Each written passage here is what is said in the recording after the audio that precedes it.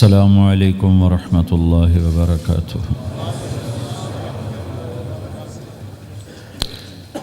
الحمد للہ الذی لا يسأل عما يفعل وهم يسألون۔ الحمد للہ الذی رفع السماء بقدرته ودحى الأرض بمشیته وخلق الخلائق بإرادته۔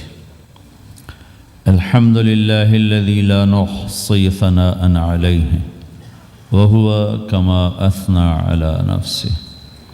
وأشهد أن لا إله إلا الله وحده لا شريك له، ونشهد أن سيدنا ومولانا محمدا عبده ورسوله صلى الله تعالى عليه وعلى آله وعلى أصحابه وبارك وسلم تسليما كثيرا كثيرا، أما بعد فأعوذ بالله من الشيطان الرجيم، بسم الله الرحمن الرحيم۔ فمن زحزح عن النار وأدخل الجنة فقد فاز وما الحياة الدنيا إلا متاع الغرور۔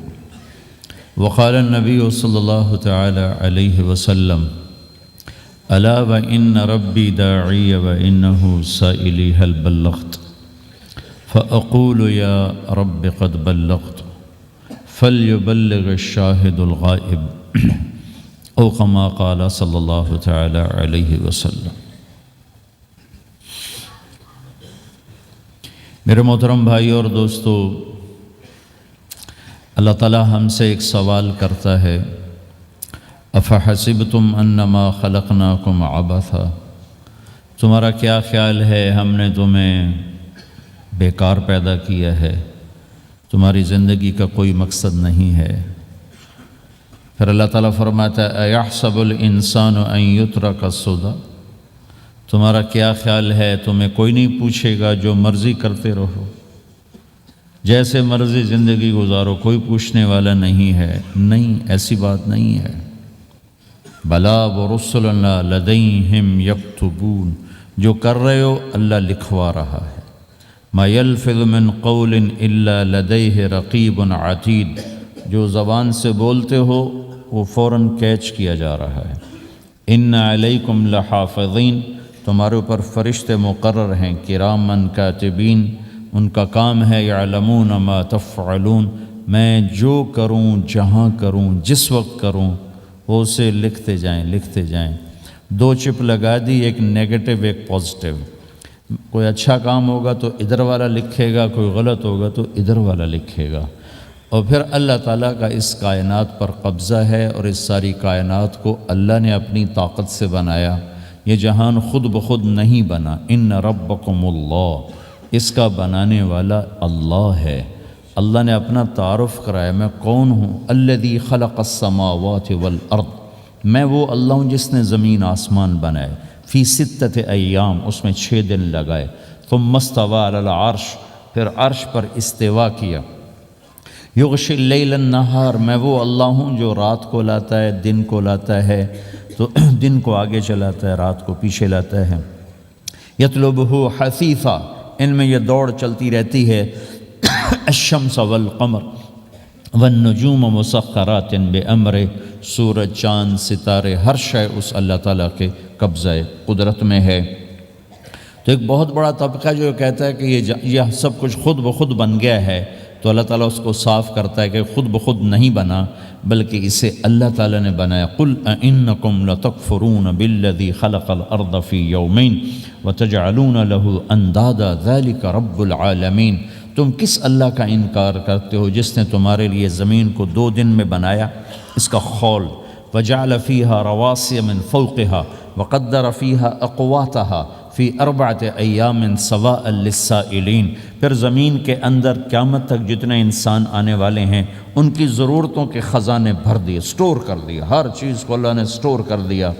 قیامت قائم ہوگی اور زمین کے خزانوں کا 1000واں حصہ بھی استعمال نہ ہوگا۔ اللہ اتنا نے وافر زمین کے اندر بھرا، اس میں اللہ نے 4 دن لگائے۔ ثم استوى الى السماء، پھر آسمان کی طرف استوا کیا، وہی دخان، آسمان ایک دھواں تھا، فقال لها، آسمانوں سے کہا، وللارض، زمینوں سے کہا، ایتیا، آؤ، طوعا او کرہن، جی چاہے یا نہ چاہے میرے آگے جھکو۔ قالتا، زمین آسمان بولے، اتینا طائعین، یا اللہ ہم مان گئے، ہم مان گئے، ہم مان گئے۔ فقضاہن 7 سماوات، پھر اللہ نے 7 آسمان بنائے، جیسے زمینیں بنائیں ایسے 7 آسمان بنائے۔ فی یومین، 2 دن اس میں لگائے۔ وَأَوْحَى فِي كُلِّ سَمَاءٍ أَمْرَهَا، ہر آسمان کو الگ الگ حکم دیا اور اپنے حکم کے ساتھ باندھا، پکڑا۔ يُمْسِكُ السَّمَاوَاتِ وَالْأَرْضَ أَن تَزُولَا، زمین آسمان کو اللہ نے روکا ہوا ہے، اللہ نے روکا ہوا ہے۔ اگر اللہ یوں چھوڑ دے تو ساری کائنات آپس میں ٹکرا جائے، آپس میں ٹکرا جائے ساری کائنات۔ یہ الشمس تجری لمستقر لها ذلك تقدیر العزیز العلیم، سورج کو اپنے سورج 6 لاکھ مائل فی گھنٹہ کی رفتار سے دوڑ رہا ہے اور زمین سے 12 لاکھ گنا بڑا ہے، اور اس میں ٹیمپریچر 2.5 کروڑ سینٹی گریڈ تک اس کا ٹیمپریچر چلتا ہے، اور یہ کوئی ٹھوس چیز نہیں، گیسز ہیں، اور ہر سیکنڈ میں اس میں ہیلیم گیس پھٹتی ہے اور وہ ہائیڈروجن میں تبدیل ہوتی ہے۔ 1 سیکنڈ میں جب وہ دھماکہ ہوتا ہے تو 50 کروڑ ایٹم بم کے پھٹنے کے برابر انرجی پیدا ہوتی ہے۔ تو اس کے اندر اتنے دھماکے ہو رہے ہیں، پھر وہ ایک گیسز ہیں، اور پھر اس کے سامنے سڑک کوئی نہیں، اس کا لیور کوئی نہیں، اس کا ڈرائیور کوئی نہیں ہے، اور اس کی رفتار 6 لاکھ مائل فی گھنٹہ ہے۔ اللہ کہتا ہے میں سیدھا چلا رہا ہوں، کوئی اس کو چلا سکتا؟ اتنی تیز رفتار۔ والقمر قدرناہ منازل، چاند کو اس کے ساتھ چلایا، اس کو گھٹایا بڑھایا، حتی عاد کالعرجون القدیم، ایک ٹیڑھی لکڑی کی طرح ہوا۔ للشمس ينبغي لها ان تدرك القمر، سورج چاند میں ٹکر نہیں۔ ولللیل سابق النہار، دن اور رات میں ٹکر نہیں ہے، اس لیے کہ یہ تیرے رب کا بنایا ہوا نظام ہے۔ وما کان ربک نسیا، اور تیرا رب بھول چوک سے پاک ہے۔ وہ جو کرتا ہے حق کرتا ہے، جو کرتا ہے سچ کرتا ہے، جس کو روکتا ہے تو حق ہے، جس کو دیتا ہے تو حق ہے، وہ مارتا ہے تو حق ہے، اور زندگی دیتا ہے تو حق ہے، عروج لاتا ہے تو حق ہے، زوال لاتا ہے تو حق ہے۔ تو اللہ قرآن میں یہ ایک ذہن بناتا ہے کہ تم بیکار نہیں پیدا ہوئے، تمہارے پیچھے ایک طاقتور اللہ ہے جس نے ساری کائنات کو قابو کیا ہوا ہے، اس کے اوپر اس کا نظام چلتا ہے، حکومت چلتی ہے۔ سورج، چاند، ستارے، ہوا، یہ میرا ہاتھ کی یہ حرکت بھی میرے رب کی قسم میرے اللہ سے پوچھ کے ہے۔ میرا اللہ روک دے تو یہ ہاتھ یہیں ہو گئے، ہل نہیں سکے گا۔ کتنے لوگ جو ہاتھ اٹھانا چاہتے ہیں نہیں اٹھا سکتے، آنکھ کھولنا چاہتے ہیں نہیں کھول سکتے، بولنا چاہتے ہیں نہیں بول سکتے، چلنا چاہتے ہیں نہیں چل سکتے۔ جس نے چلایا اسی نے بٹھایا، جس نے بڑھایا اسی نے ہٹایا، جس نے زندگی دی اسی نے موت دی، جس نے موت دی ہے وہی موت کے بعد زندہ کرنے والا ہے۔ یہ اس ساری کائنات پر اللہ تعالیٰ اپنے طاقت کے ساتھ حکمران ہے، اور اللہ تعالیٰ یہ ذہن بناتا ہے کہ اس ساری کائنات میں وہ ہوتا ہے جو اللہ چاہتا ہے، وہ نہیں ہوتا جو تم چاہتے ہو، وہ ہوتا ہے جو اللہ چاہتا ہے۔ یہ قرآن میں اللہ نے یہ ذہن نبیوں کے قصوں سے ہمارا بنایا کہ موسیٰ علیہ السلام تشریف لا رہے ہیں، ان کے ہاتھ میں ڈنڈا ہے، اس پر یوں ٹیک لگا کے کھڑے ہوئے، تو اللہ نے فرمایا موسیٰ یہ کیا ہے؟ ما تلک بیمینک یا موسیٰ، موسیٰ یہ کیا ہے؟ موسیٰ علیہ السلام کے بعد یہ ڈنڈا 10 سال سے، کہا یا اللہ ہی عصایا، یہ میرا ڈنڈا ہے۔ اب اللہ تعالیٰ آگے کچھ دکھانا چاہتے ہیں تو موسیٰ علیہ السلام سے لمبی بات کروائی، ہی عصایا، میرا ڈنڈا ہے، اتوکا علیہا، اس پر ٹیک لگاتا ہوں، واحش علی غنمی، اور اپنی بکریوں کے لیے پتے جھاڑتا ہوں، ولی فیہا مآرب اخرى، اور بھی ڈھیر سارے کام اس سے لیتا ہوں۔ تو اللہ تعالیٰ کا القہا یا موسیٰ، اس کو ذرا زمین پہ ڈالو، زمین پہ ڈالو۔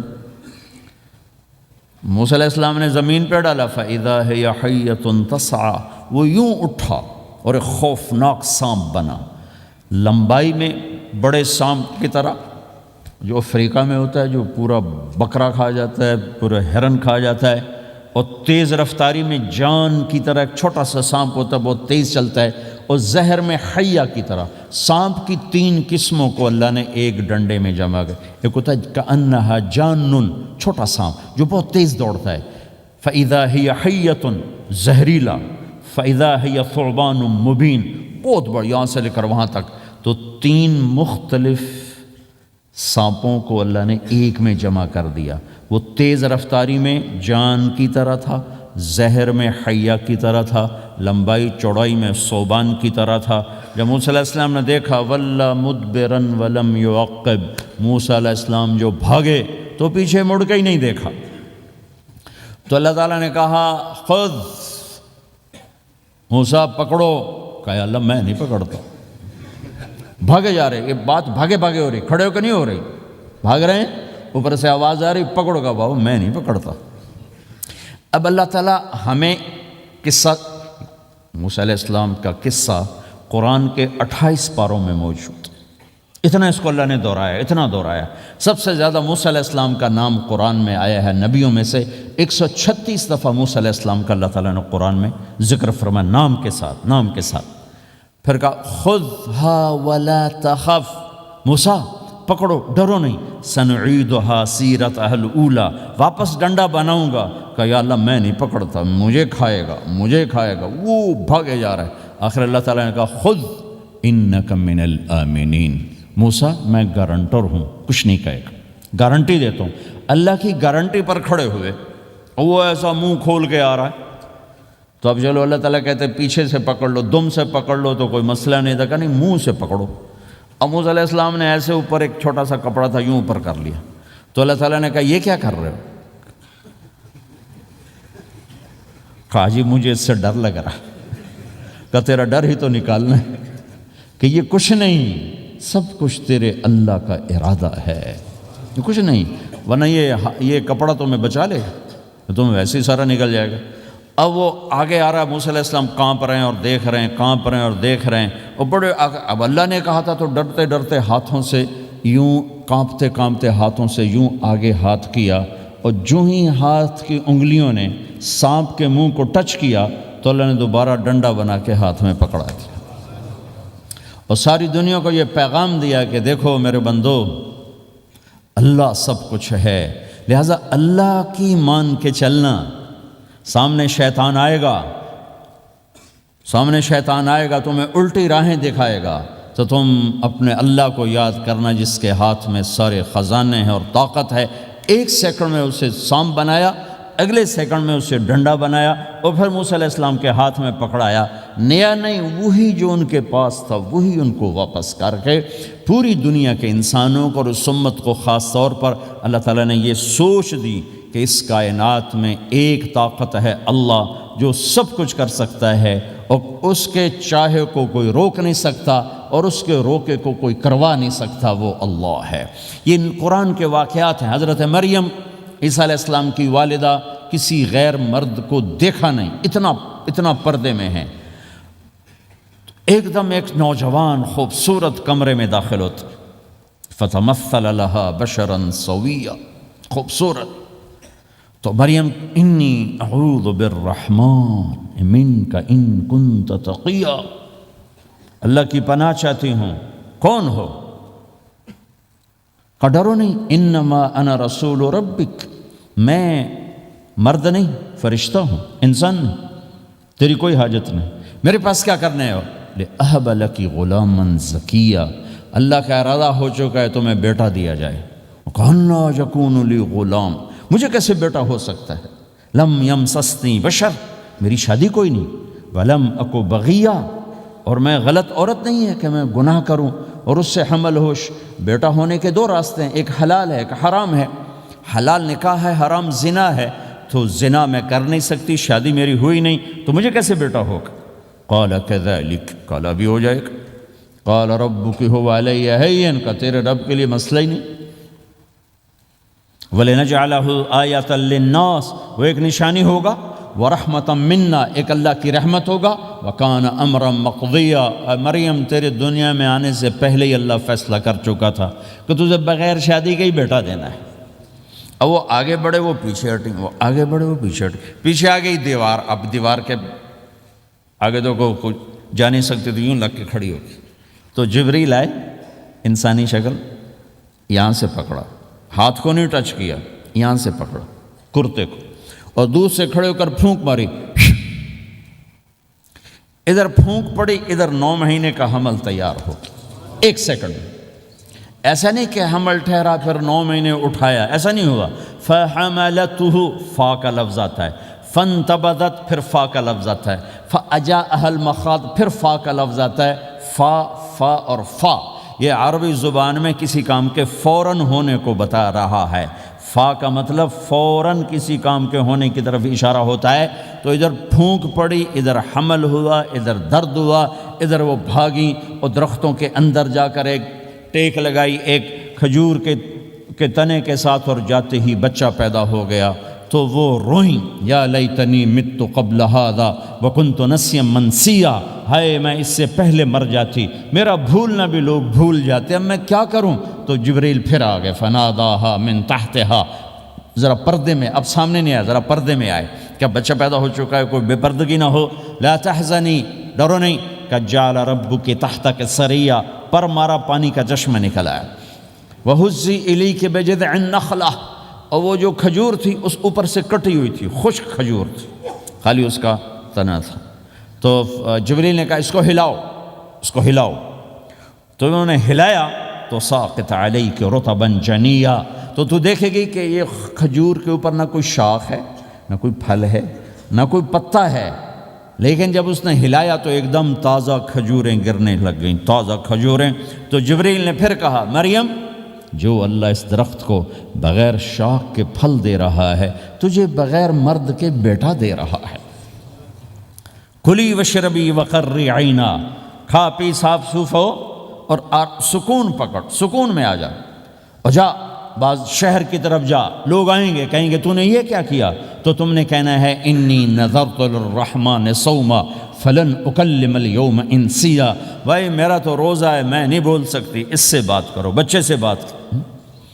بنو اسرائیل کا روزہ اتنا سخت تھا کہ صرف کھانے پینے کی پابندی نہیں، بولنے پر بھی پابندی لگا دی، وہ سچ بھی بولیں تو ان کا روزہ ٹوٹ جاتا تھا، یہ امت جھوٹ بھی بولے تو روزہ نہیں ٹوٹتا، خراب ہو جاتا ہے، ٹوٹتا نہیں۔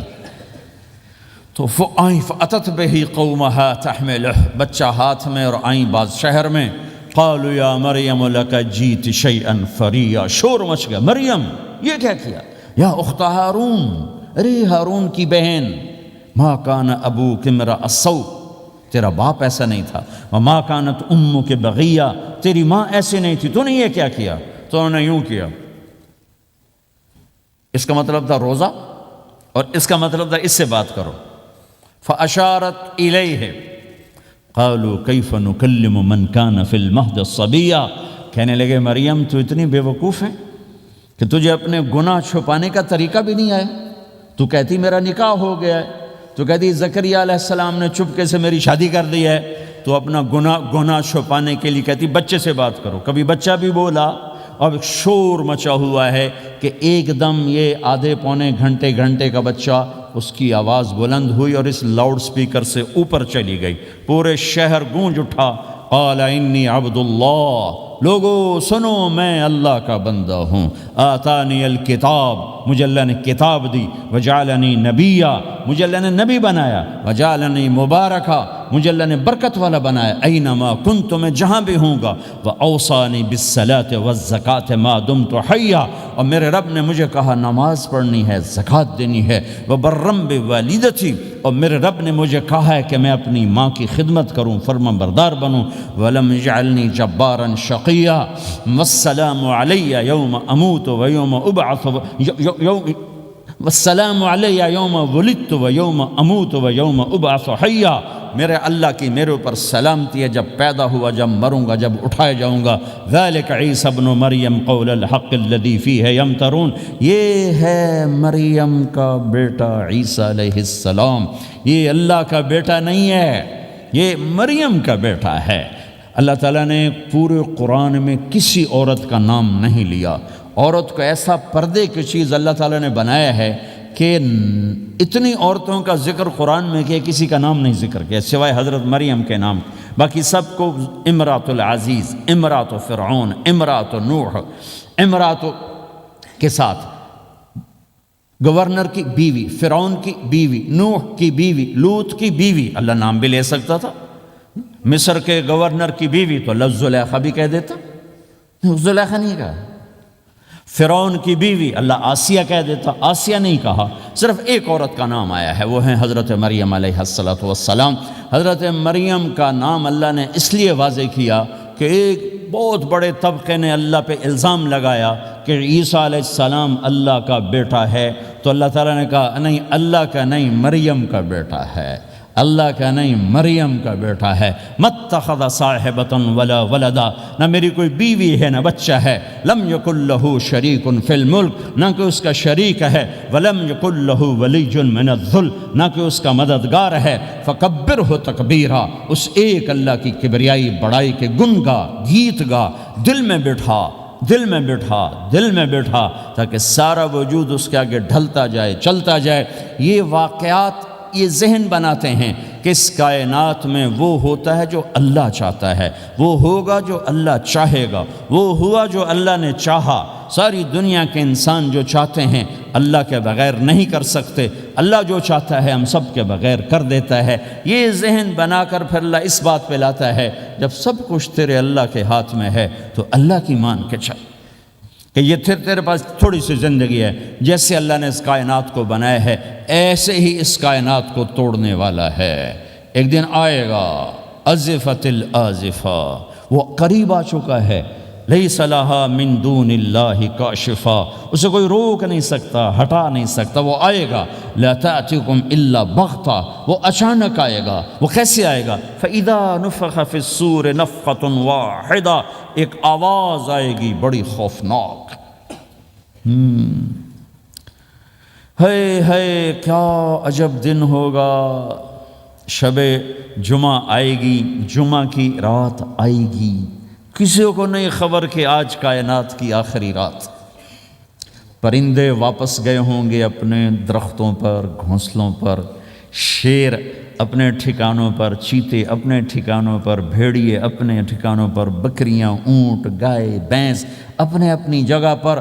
اور اگر یہ بولٹن اس وقت موجود ہوگا تو بولٹن کے باشندے سوئے ہوں گے اپنے گھروں میں، کوئی ادھر تیاری کہ میں نے جاب پہ جانا ہے، یہ میرا سامان پڑا ہے، میں نے اسکول جانا ہے، یہ میری کتابیں پڑھی ہیں، میں نے آفس جانا ہے، یہ میری فائلیں پڑھی، میرا لیپ ٹاپ پڑا ہوا ہے۔ یہ سب کچھ جیسے آج کی رات ہے ایسے ہی ایک رات آئے گی۔ دن جدا ہو کر کہے گا کہ میں کل آؤں گا، رات جدا ہو کر کہے گی میں تیرے بعد آؤں گی، اور تارے چاند ستارے بھی ابھر کر نکل کر کہیں گے ہم نے کل بھی نکلنا ہے اور ہم نے کل بھی طلوع ہونا ہے۔ سورج بھی غروب ہوتے ہوئے یہ سوچ رہا ہوگا کہ کل میں نے پھر بھی نکلنا ہے، اور چاند بھی سوچ رہا ہوگا کہ میں نے اگلے دن بھی نکلنا ہے۔ لیکن اللہ کے سوا فرشتوں تک کو نہیں پتا کہ آج آخری دن آ چکا ہے۔ اور میرے نبی نے عجب نقشہ کھینچا ہے قیامت کے دن کا۔ ہم نے کہا عورت روٹی پکا رہی ہوگی، اس کے ہاتھ میں روٹی ہوگی۔ اب تو یہاں روٹی پکانے کا رواج بہت کم ہو گیا، لیکن پھر بھی پکاتے ہیں۔ روٹی پکا رہی ہوگی، اس کے ہاتھ میں روٹی ہوگی، ابھی توے پہ ڈالنے جا رہی ہوگی۔ اور ایک چیز آپ کے ہاں بالکل نہیں ہے، ہمارے ہاں اب بھی ہے کہ وہ دہی کو اس میں سے مکھن نکالتے ہیں، دہی کو وہ کرش کرتے ہیں، پھر اس میں سے مکھن نکال۔ یہ ہمارے گھروں میں ہوتا ہے، ہر گھر میں ہوتا ہے، خاص طور پر دیہاتوں میں۔ تو ایک عورت ایسے وہ اس دہی کو بلو کر کرش کر کے اس سے مکھن کا پیڑا یوں بنا رہی ہوگی، اور بنا کر برتن میں ڈالنے کے لیے ایسے کر رہی ہوگی، ایسے کر رہی ہوگی۔ یہ تہذیب اب آپ تو سمجھ نہیں سکتے چونکہ آپ تو ادھر کے لوگ بن گئے اب، تو ہمارے دیہاتوں میں اب بھی یہ تہذیب ایسے کر رہی ہوگی، ایسے کر رہی ہوگی۔ اور پھر آپ نے فرمایا کہ ایک آدمی اپنے اونٹ کو چارہ ڈالنے کے لیے اس جگہ کو صاف کر رہا ہوگا کہ میں صبح ہو گئی ہے، میں اونٹ کو چارہ ڈالوں، اور پھر میرا اونٹ کھائے، پھر اس کو لے کر میں کام پہ جاؤں۔ اور دکاندار جھاڑو دے کر اپنی سیٹ پہ بیٹھ چکا ہے، اور گاہک انٹر ہوتا ہے اور اسے کہتا ہے کہ 10 میٹر مجھے کپڑا چاہیے، اور اس کے لیے یوں کپڑا ناپ رہا ہے، ناپ کے 10 میٹر، 5 میٹر، 4 میٹر، 2 میٹر پر اس نے یوں کینچی رکھی، کینچی یہاں ہے، اور اس نے جیب سے پیسے نکالے اور گننے لگا کہ میں نے اس کو 100 پاؤنڈ دینا ہے۔ وہ گننے میں لگا ہوا ہے، یہ کاٹنے میں لگا ہوا ہے، اور دور کھیت میں ایک آدمی ہل چلا رہا ہے، اور ایک آدمی بیج ہاتھ میں لے کے یوں پھینکنے جا رہا ہے، اور ایک آدمی پانی لگانے کے لیے اس پانی کو ڈائیورٹ کر رہا ہے۔ اور ادھر بازار میں جلدی لوگ بھاگے جا رہے ہیں، جاب والے ایک نوالا منہ میں ہے، ایک ہاتھ میں، اور بھاگے جا رہے ہیں۔ میں آج لیٹ ہو چکا ہوں، میرا جاب کا ٹائم جا رہا ہے، میرا اسکول کا ٹائم جا رہا ہے۔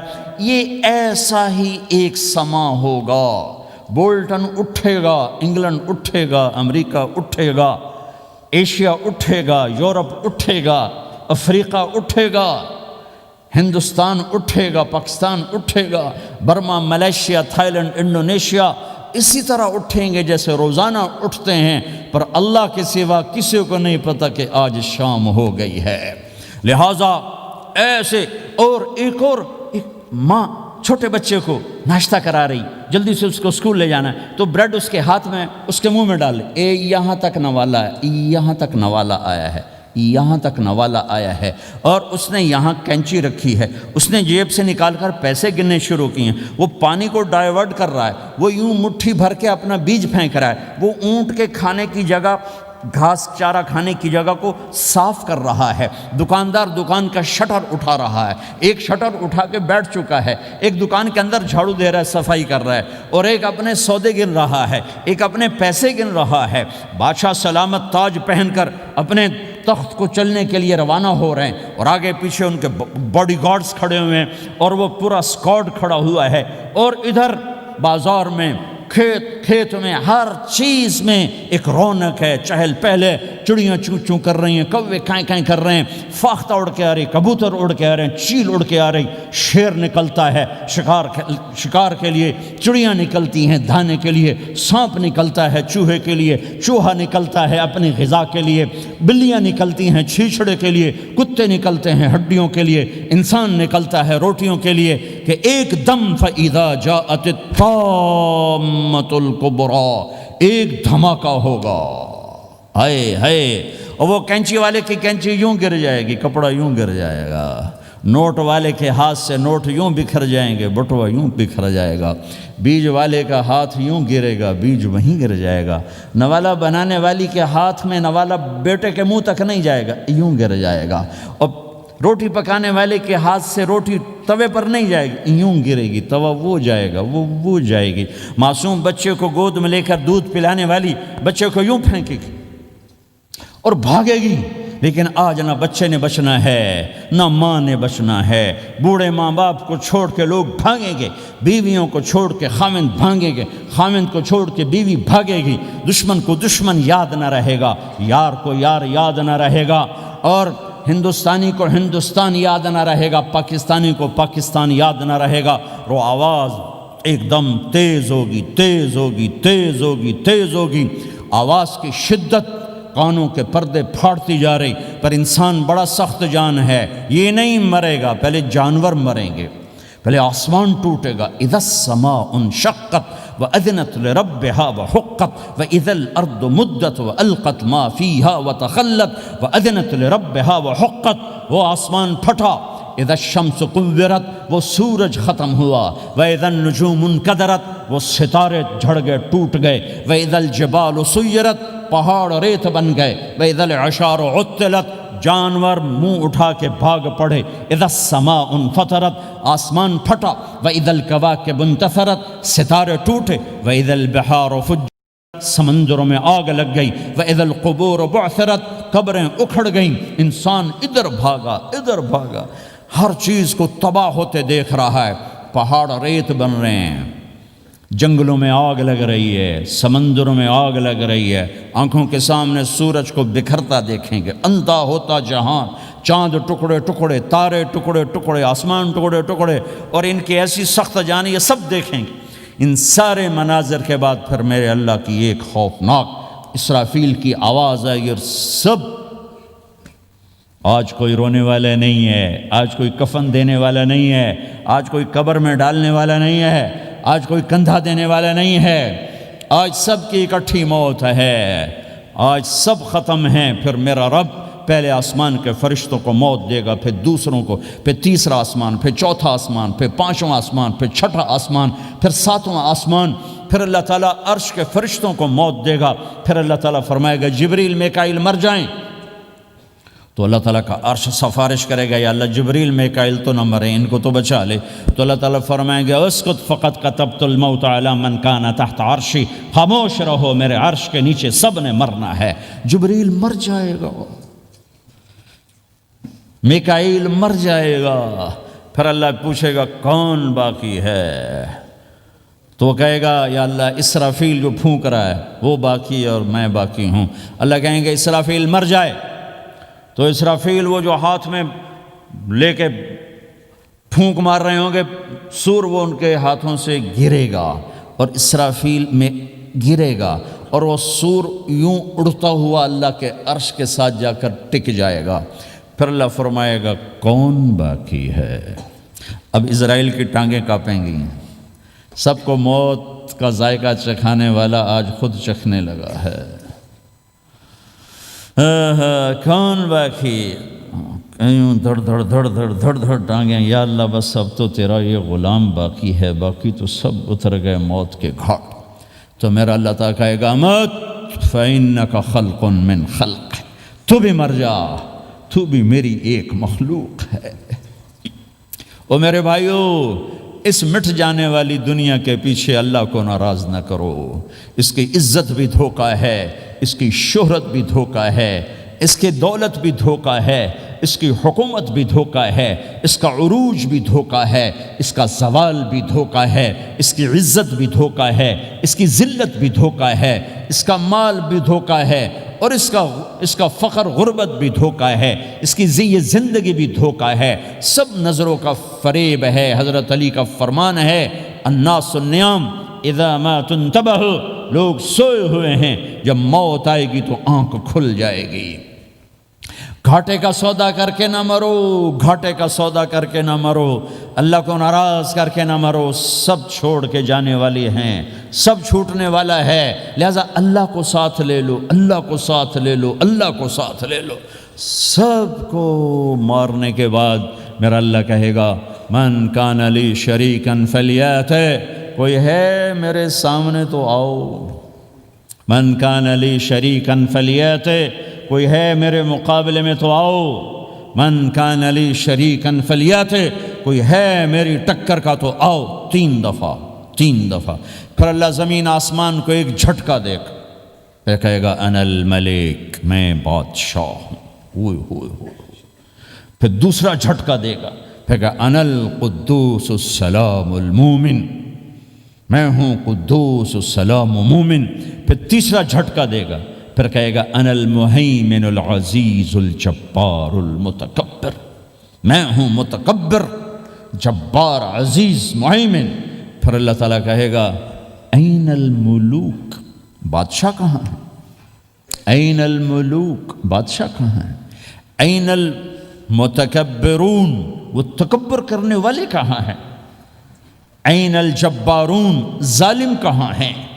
این المتکبرون، تکبر والے کہاں ہیں؟ کوئی ہو تو جواب دے۔ پھر اللہ تعالیٰ کہے گا لمن الملک اليوم، آج کون ہے بادشاہ، آج کس کی ہے بادشاہی؟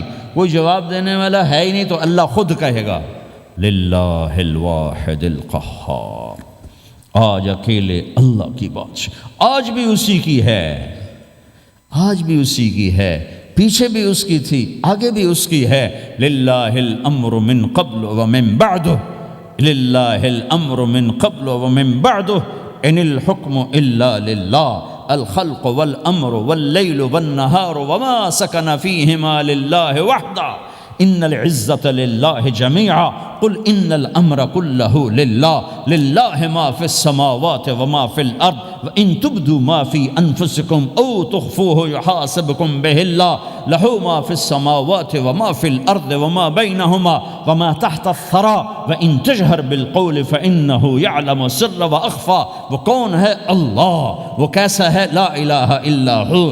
صفات کیسی ہیں؟ لہ الاسماء الحسنى۔ یہ میرے رب کا پیغام ہے پوری دنیا کے انسانوں کے لیے کہ یہ دنیا امتحان کی جگہ ہے، نہ اپنی مرضی سے آئے ہو، نہ اپنی مرضی سے مرتے ہو، نہ اپنی مرضی سے جیتے ہو، نہ اپنی مرضی سے جاتے ہو۔ لہٰذا اس 4 دن کی زندگی میں تمہیں ٹیسٹ میں ڈالا گیا ہے۔ اللہ کو راضی کرتے ہو، شیطان کو راضی کرتے ہو، اللہ کو مناتے ہو، شیطان کے پیچھے چلتے ہو، اللہ کو مناتے ہو، اپنی طبیعت اور اپنی طبیعت کے غلام بنتے ہو۔ یہ میرا اور آپ کا امتحان ہے۔ لا الہ الا اللہ میں ایگریمنٹ ہے، یا اللہ تیری مان کے چلیں، لا الہ الا اللہ ایگریمنٹ ہے، یا اللہ تیری مان کے چلیں، کیسے تیری مان کے چلیں گے؟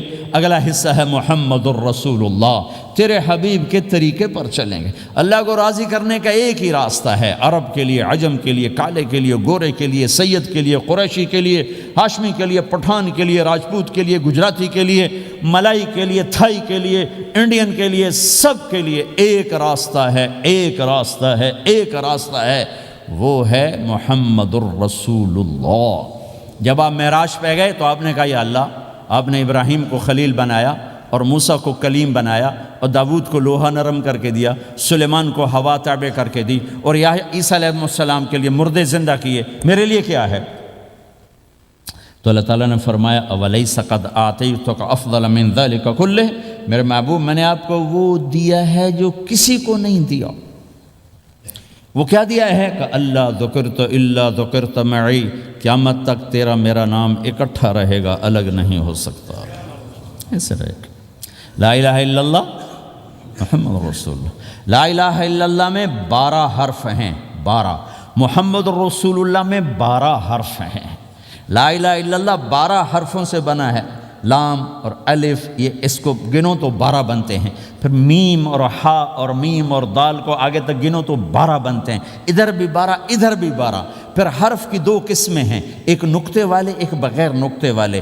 نقطے والے حرف کمزور ہوتے ہیں، بغیر نقطے والے حرف طاقتور ہوتے ہیں، کہ نقطے والا حرف اپنا مطلب بنانے کے لیے نقطے کا محتاج بن جاتا ہے، اور جو بغیر نقطے والا ہوتا ہے وہ اپنا مطلب بتانے کے لیے نقطے کا محتاج نہیں ہوتا۔ جیم کمزور ہے، ہا طاقتور ہے، ہا کو اپنا مطلب بتانے کے لیے نقطے کی ضرورت نہیں، جیم کو، خا کو اپنا مطلب بتانے کے لیے نقطے کی ضرورت ہے۔ سین طاقتور ہے، شین کمزور ہے، کہ شین کو اپنا مطلب بتانے کے لیے 3 نقطوں کی ضرورت ہے، سین کو اپنا مطلب بتانے کے لیے کسی نقطے کی ضرورت نہیں ہے۔ الف طاقتور ہے، با کمزور ہے، تا کمزور ہے، ہا طاقتور ہے، جیم کمزور ہے، خا کمزور ہے، دال طاقتور ہے، را طاقتور ہے، زا کمزور ہے، سین طاقتور ہے، شین کمزور ہے، صاد طاقتور ہے، ضاد کمزور ہے، تا طاقتور ہے، ضا کمزور ہے۔ یہ میں آپ کو حروف کی بات بتا رہا ہوں۔ جب میرے اللہ نے اپنا کلمہ بنایا، پہلے اپنا نام منتخب کیا اللہ، تو اس میں کوئی حرف نقطے والا نہیں آیا، ٹھیک ہے؟ اللہ کوئی نقطے والا حرف ہے؟ پھر اللہ نے اپنے نبی کا نام بنایا محمد، کوئی نقطے والا حرف ہے؟ پھر نام بنایا احمد، کوئی نقطے والا حرف ہے؟ پھر جب کلمہ بنایا تو کلمہ ان حرفوں سے بنایا جس میں کوئی نقطے والا حرف نہیں ہے، لا الہ الا اللہ محمد الرسول اللہ۔ سارے خزانے اللہ کے ہاتھ میں، ساری عزتیں بلندیاں اللہ کے ہاتھ میں، جانے کا راستہ محمد الرسول اللہ، پہنچنے کا راستہ محمد الرسول اللہ، لینے کا راستہ محمد الرسول اللہ، جہنم سے بچنے کا راستہ محمد الرسول اللہ، جنت میں جانے کا راستہ محمد الرسول اللہ، دنیا کی برکتیں عزتیں سمیٹنے کا راستہ محمد الرسول اللہ، ذلتوں پستیوں سے بچنے کا راستہ محمد الرسول اللہ۔ میرے حبیب جنت کے لیے چابی ہیں، جہنم کے لیے تالا ہیں، عزت کے لیے چابی ہیں، ذلتوں کے لیے تالا ہیں، محبتوں کے لیے چابی ہیں، نفرتوں کے لیے تالا ہیں، اللہ کی رضا کے لیے وہ چابی ہیں، اور اللہ کی ناراضگی کا وہ تالا ہیں۔ جو محمدی بن گیا، جو محمد مصطفیٰ صلی اللہ تعالی وسلم کی سیرت میں، ظاہر میں، باطن میں ڈل گیا، اللہ کا محبوب بن گیا، اللہ نے اپنا بنا لیا۔ ابو لہب قریشی، ہاشمی، سید، اور اللہ نے کہا تبت یدا ابی لہب وتب، ابو لہب برباد ہو گیا۔ بلال حبشی، حبشی کا بیٹا، غلام، غلام کا بیٹا، کالا، کالے کا بیٹا، لیکن میرے نبی نے فرمایا جب میں جنت میں جاؤں گا تو میری سواری کی رسی بلال کے ہاتھ میں ہوگی، جو میرے ساتھ ساتھ چلے گا، میرے ساتھ ساتھ چلے گا، اور اس دن تم بلال کی شان دیکھنا، سید قریشی سب دیکھتے رہ جائیں گے، اور ایک غلام سب سے بازی لے جائے گا، کہ جب سارے جنتی جنت کے دروازوں پر کٹھے ہوں گے تو ایسے جنت کے 8 گیٹ ہیں، وہ سارے بند ہوں گے، سب بند ہوں گے، تو کہیں گے اندر کیسے جائیں؟ تو کہیں گے چلو آدم علیہ السلام سے بات کرتے ہیں۔ آدم علیہ السلام سے عرض کریں گے جناب ابا جان دادا جان دروازہ تو کھلوائیں. وہ کہیں گے بچوں میں نے تمہیں نکالا تھا، میں ڈال نہیں سکتا، جاؤ بھائی کسی اور سے بات کر. اب آئیں گے نوح علیہ السلام، بابا میں نہیں کر سکتا. ابراہیم علیہ السلام، بابا میں نہیں کر سکتا. اسماعیل، اسحاق، یعقوب، یوسف، موسیٰ، یوشع، دانیال، الیاس، داؤد، یحییٰ، زکریا، سلیمان، بھائی ہمارے بس کا نہیں، بھائی ہمارے بس کا نہیں، بھائی ہمارے بس کا نہیں. سب سے آخر میں آئیں گے عیسیٰ علیہ السلام کے پاس. اگر اللہ چاہتا تو سیدھا ہمارے نبی کے پاس پہنچا دیتا، لیکن اللہ اپنے نبی کی شان دکھانا چاہتا ہے کہ میرا نبی کتنی شان والا ہے، کتنی عزت والا ہے. جس کی سنت کو تم پھینک دیتے ہو، سنت کی کوئی بات نہیں. 1 پاؤنڈ پھینکتے ہو کہ 1 پاؤنڈ گر گیا، کوئی بات نہیں. کہ 1 پاؤنڈ کو بھی ڈھونڈتے پھرتے ہو. سنت کوئی بات نہیں، پاؤنڈ نہیں. ہمارا پاکستانی 172 سے ضرب لائے گا، ہندوستانی 100 سے ضرب لگائے گا، پتہ نہیں کیا کیا کرے گا. ہیں تو اللہ تعالیٰ سب کو بھلا دے گا. آدم سے کہانی شروع ہوگی، چلتے چلتے چلتے عیسیٰ علیہ السلام. پھر عیسیٰ علیہ السلام ایک بات کا اضافہ کریں، کہ بابا میں نہیں کھلوا سکتا، لیکن آج میں تمہیں پتہ بتا سکتا ہوں کون کھلوائے گا. یہ کوئی نبی نہیں کہے گا. تو کہیں گے جی بتاؤ، کہیں گے جاؤ محمد الرسول اللہ صلی اللہ علیہ وسلم کی خدمت میں، ان کے سوا آج کوئی نہیں کھلوا سکتا. سارا مجمع آئے گا، یا رسول اللہ، یا حبیب اللہ، یا نبی اللہ، تھک گئے ہم، جنت کے دروازے بند ہیں، دروازہ کھلوائیں. تو آپ کہیں گے انا لہو، ہاں میں ہی کھلواؤں گا، میں ہی کھلواؤں گا. پھر آپ نے فرمایا میں سب کے سامنے سجدہ کروں گا اللہ تعالیٰ کو. پھر اللہ تعالیٰ اپنی تعریف کا مجھے الہام کرے گا، میں اللہ کی تعریف کروں گا جو ابھی مجھے بھی نہیں پتا کیا تعریف کروں گا، اس وقت اللہ تعالیٰ مجھے عطا کرے گا. پھر میرا اللہ کہے گا یا حبیبی یا محمد ارفع رأسک سل تعطا اشفع تشفع. اے میرے حبیب، اے میرے محبوب، سر اٹھا، سوال کر، پورا ہوگا، سفارش کر، مانی جائے گی. تو ہمارے نبی کہیں گے اللہ جنت کا دروازہ کھول. تو اللہ تعالیٰ فرمائیں گے اوپننگ سیریمنی تجھ سے ہوگی، تو اوپننگ کرے گا پھر کھلے گا، ایسے نہیں کھل سکتا. تو کہ میں تیار ہوں. تو جنت سے ایک سواری آئے گی اڑتے ہوئے اور ہیلی کاپٹر کی طرح لینڈ کرے گی اللہ کے نبی کے سامنے. تو آپ اس کے اوپر ایسے بیٹھ جائیں گے. تو اس کی جو رسی ہوتی ہے جس سے اس کو چلایا جاتا ہے، وہ رسی سے نیچے گر جائے گی. رسی کے نیچے گرنے کا مطلب ہے کہ اس سواری کو اللہ کے نبی نے خود نہیں چلانا، کوئی اور آئے گا جو رسی پکڑ کے چلے گا. اب اللہ کے نبی کی سواری کی رسی پکڑ کے چلنا یہ کوئی چھوٹا آنر تو ہے نہیں. لہٰذا سب یوں دیکھیں گے بھیا، چونکہ وہ خالی اس سے سب کو پتہ چل جائے گا کہ کوئی آئے گا، ورنہ اللہ کے نبی کے ہاتھ میں رہتی ایسے گئی. تو لہٰذا سب ایسے دیکھیں کون کون کون کون آئے گا بھائی، کون آئے گا بھائی. شاید ابو بکر آئیں، یہ تو اپنی طرف سے کہہ رہا ہوں، شاید عمر آئیں، عثمان آئیں، علی آئیں. نہیں، بیٹے آئیں گے، حسن حسین آئیں گے. کتنے سوال اٹھ سکتے ہیں. جعفر آئیں گے، حمزہ آئیں گے، عباس آئیں گے. سب اس حیرانی میں ہوں گے، اور سب کی نظریں ایسے ایسے ہوں گی کہ میرے اللہ کا فرمان ہوگا بلال حبشی کو لایا جائے، یہ رسی اس کو پکڑائی جائے. بلال رضی اللہ تعالیٰ عنہ اللہ کے نبی کی سواری کی رسی پکڑ کر چلیں گے، اور آپ نے فرمایا میں سب سے پہلے جنت کے دروازے پر دستک دوں گا، فَأُقَعْقِعَهَا فَيُفْتَحُ لِي، میرے لیے دروازے پر دستک دوں گا تو اندر سے آواز آئے گی. کون؟ میں کہوں گا محمد الرسول اللہ. وہ کہیں گے یا رسول اللہ حکم تھا آپ کے بغیر دروازہ نہ کھلے. میں کھولوں گا، میرے لیے کھلے گا، میں اندر جاؤں گا. تو آپ نے فرمایا میرے ساتھ میری امت کے غریب لوگ پہلے میرے ساتھ جنت میں داخل ہوں، میری امت کے غریب لوگ پہلے میرے ساتھ جنت میں داخل ہوں. پھر آپ نے ایک عجیب بات فرمائی کہ میں دیکھوں گا کچھ عورتیں مجھ سے آگے نکل جائیں گی، کچھ عورتیں مجھ سے آگے نکل جائیں گی. تو میں ان کو حیران ہو کر پوچھوں گا تم کون ہو جو اپنے نبی سے آگے جا رہی ہو؟ وہ کہیں گے یا رسول اللہ ہم وہ ہیں جو جوانی میں بیوہ ہو گئیں اور اپنے بچوں کی خاطر دوسری شادی نہ کی، ان کی تربیت کے لیے دوسری شادی نہ کی، اور اپنے جذبات کو سینے میں دبا کے سو گئیں. ہم وہ ہیں. تو اللہ کے نبی نے فرمایا وہ مجھ سے بھی آگے گزر کے جائیں گی. ہمارے معاشرے میں کوئی بچی بیوہ ہو جائے، طلاق ہو جائے تو وہ ایک بوجھ بن جاتی، تو میرے نبی نے فرمایا تمہیں وہ صدقہ بتاؤں جس سے بڑھ کر کوئی صدقہ ہی نہیں ہے. آپ نے فرمایا کہ میں تمہیں وہ صدقہ بتاؤں جس سے بڑھ کے کوئی صدقہ نہیں ہے. تو انہوں نے کہا جی وہ کیا؟ کہا الابنۃ المردودہ، جس کی بیٹی کو طلاق ہو گئی یا جوانی میں بیوہ ہو گئی اور لوٹ کے ماں باپ کے پاس آ گئی، اس پہ خرچ کرنا سب سے بڑا صدقہ۔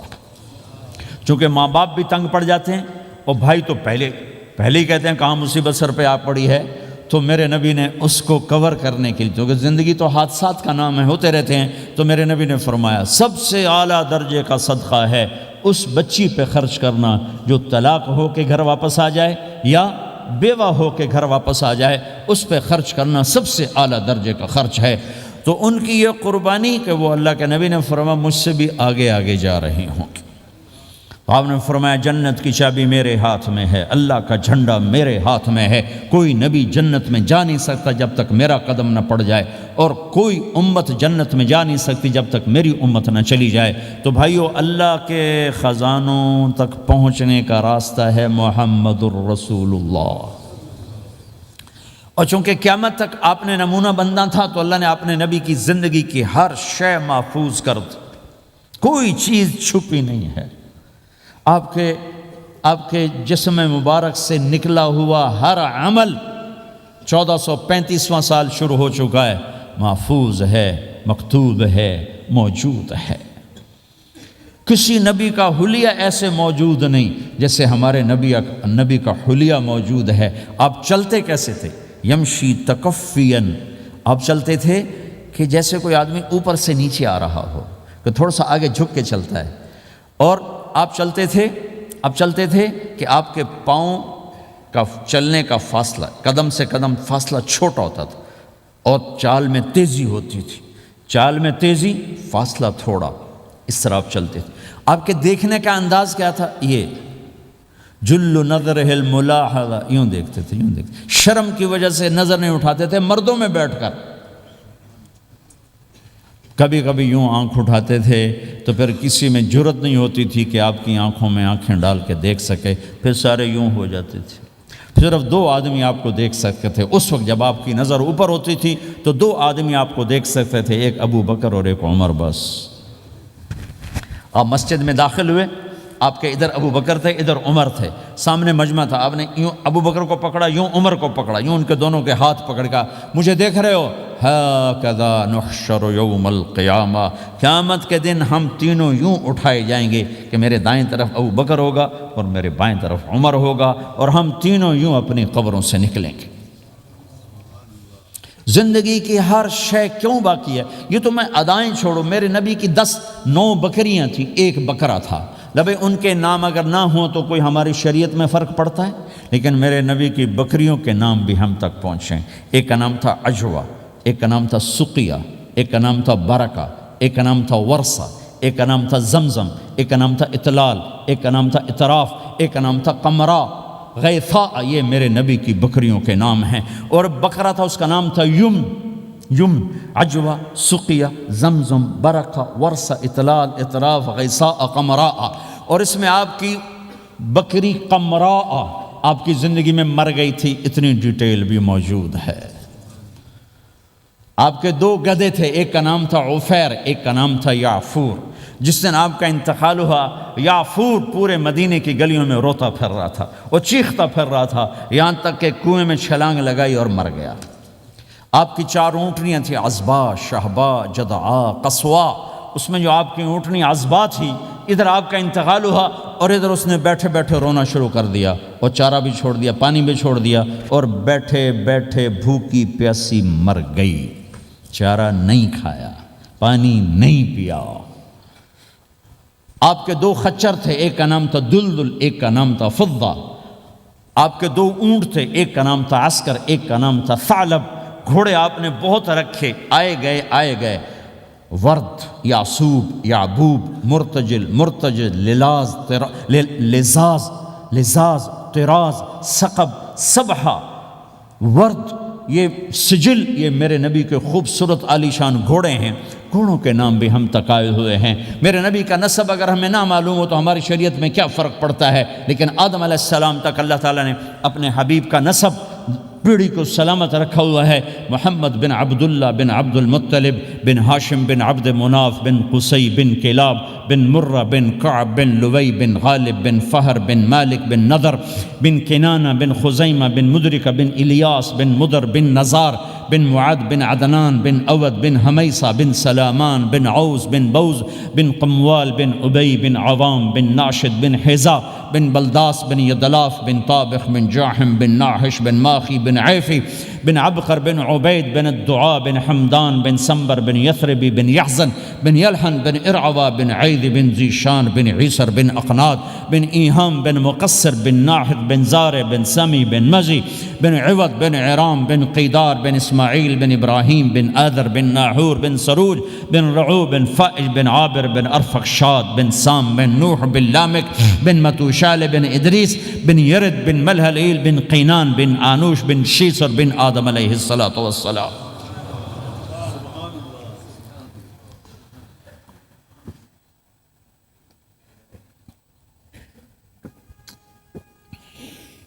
اللہ کا اعلان ہے جہاں رہو اللہ کے نبی کے طریقوں کو پکڑ کے رہو۔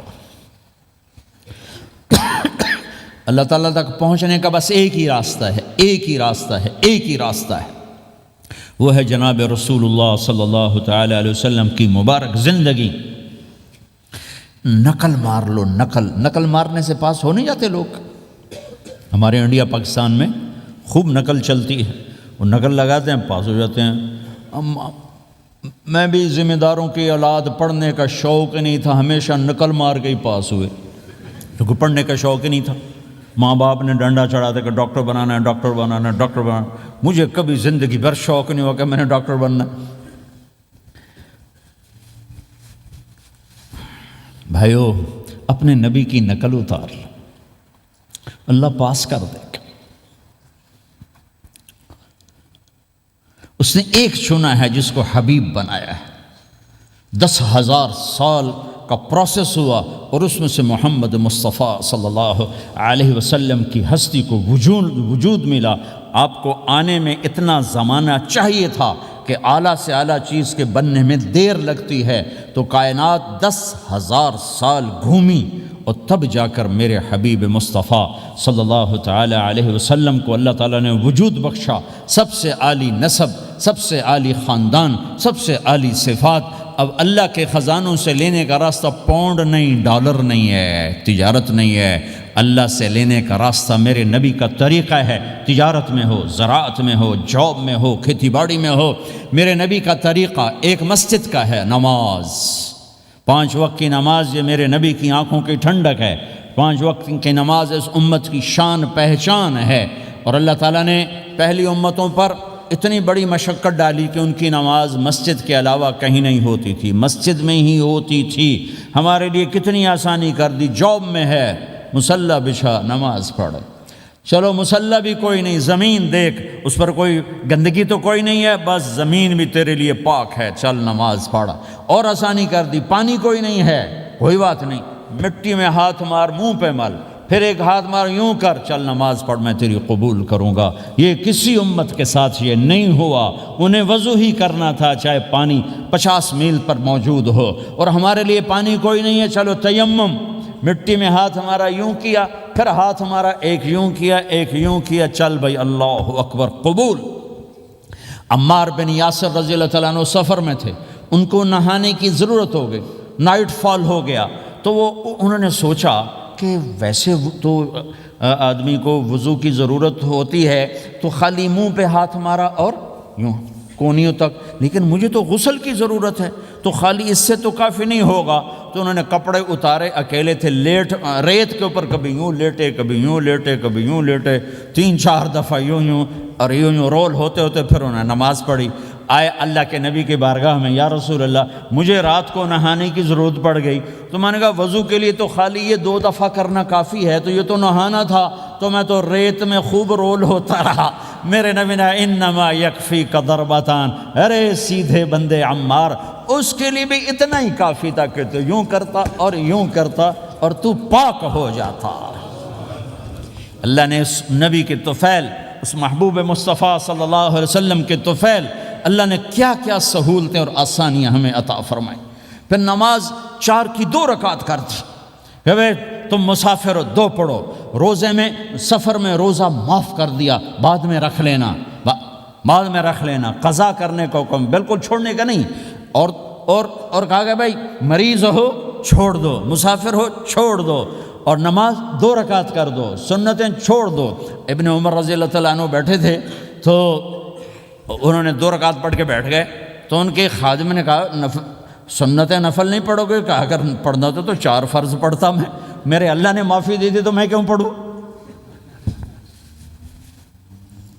میرے نبی نے سفر میں سنتیں نہیں پڑھی کبھی، اپنی امت کو سہولت دینے، فجر کی سنتیں 2 پڑھتے تھے، اس کے علاوہ سنتیں نہیں پڑھیں تاکہ میری امت کو سہولت ہو، آسانی ہو۔ ایک دفعہ بارش ہو رہی تھی اور کوئی جگہ نہیں تھی نماز پڑھنے کے لیے، تو آپ نے اپنی اونٹنی کو آگے کیا اور اس پر بیٹھ گئے، بیٹھے ہی تھے، پیچھے صحابہ نے اونٹنیوں پر ہی صفیں بنائیں، اور یہ نماز اونٹنی پہ بیٹھ کر ادا کی گئی۔ بارش کے اندر نماز اونٹنی کے اوپر نماز بھی ہو گئی، رکوع بھی ہو گیا، سجدہ بھی ہو گیا، سلام بھی ہو گیا۔ پہلی امتوں کے لیے نہیں تھا، سجدہ ہی کرنا پڑے گا۔ یہ اللہ کے محبوب مصطفیٰ صلی اللہ تعالی علیہ وسلم کی طفیل، میرے اللہ نے ہم پہ فضل و احسان کیا، تو میرے نبی کی زندگی میں عبادات میں نماز سب سے اعلیٰ نظر آتی ہے، سب سے نمایاں نظر آتی ہے۔ اور پھر بازار میں، گھر میں، دفتر میں، ماحول میں میرے نبی کے اخلاق، یہ زندگی کا دوسرا روشن پہلو ہے۔ میرے نبی کی ساری زندگی 2 لفظوں میں آتی ہے، عبادت اخلاق، عبادت اخلاق، یا 2 اور لفظ، حقوق اللہ، حقوق العباد، حقوق اللہ، حقوق العباد۔ حقوق اللہ میں نماز سب سے اعلیٰ، اور حقوق العباد میں لوگوں کی برداشت کرنا، لوگوں سے درگزر کرنا، معاف کرنا، جھوٹ سے بچنا، دھوکے سے بچنا۔ میرے نبی سے پوچھا گیا یا رسول اللہ مسلمان کنجوس ہو سکتا ہے؟ ہم نے کہا ہو سکتا ہے۔ یا رسول اللہ مسلمان کمزور ہو سکتا ہے، بزدل ہو سکتا ہے، ڈرپوک ہو سکتا ہے؟ آپ نے کہا ہو سکتا ہے۔ یا رسول اللہ مسلمان جھوٹ بول سکتا ہے؟ آپ نے کہا نہیں، جھوٹ نہیں بول سکتا، جھوٹ نہیں بول سکتا۔ ہے میرے نبی نے فرمایا میرا امتی ہر گناہ کر سکتا ہے، پر ایک جھوٹ نہیں بولے گا، ایک دھوکہ نہیں دے گا۔ لیکن پوری دنیا میں سب سے زیادہ جھوٹ بولنے والا اور دھوکہ دینے والا وہ اس امت کا فرد بن چکا ہے۔ سب سے زیادہ دھوکہ دینے والے ہم بن گئے، سب سے زیادہ جھوٹ بولنے والے ہم بن گئے۔ اور میرے نبی نے فرمایا تھا کہ مسلمان جھوٹ نہیں بولتا، دھوکہ نہیں دیتا، ہر گناہ کر سکتا ہے، جھوٹ نہیں بولے گا، دھوکہ نہیں دے گا۔ یہ میرے نبی کی زندگی کا دوسرا پہلو ہے کہ سچائی پہ جمو۔ چند پیسے بچانے کے لیے جھوٹ بولنا، ٹیکس بچانے کے لیے جھوٹ بولنا، کتنے پاؤنڈ بچا لو گے؟ ادھر تمہارے سامنے سچ روشن کھڑا ہوا ہے۔ میرے نبی نے کہا الصدق ینجی والکذب یہلک۔ ادھر جھوٹ کھڑا ہے، ادھر جھوٹ کے ساتھ 4 پاؤنڈ بچیں گے، ادھر سچ کے ساتھ اللہ ملے گا، لے لو جو لینا ہے لے لو۔ ہاں، الا لعنت اللہ علی الکاذبین، جھوٹوں پہ اللہ کی لعنت۔ اس لعنت کے ساتھ 400 پاؤنڈ بچا لیے، 4000 بچا لیے، 4 ملین بچا لیے، 4 بلین بچا لیے، 4 ٹریلین بچا لیے، ساری دنیا کو بچا لیا، اور اوپر اللہ کی لعنت پڑی تو اللہ کی قسم گھاٹے کا سودا ہے۔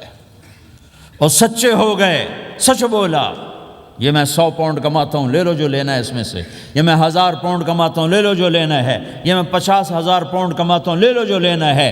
کہ مسلمان کی زبان سے جھوٹ نہیں نکلتا، سچ ہی بولتا ہے۔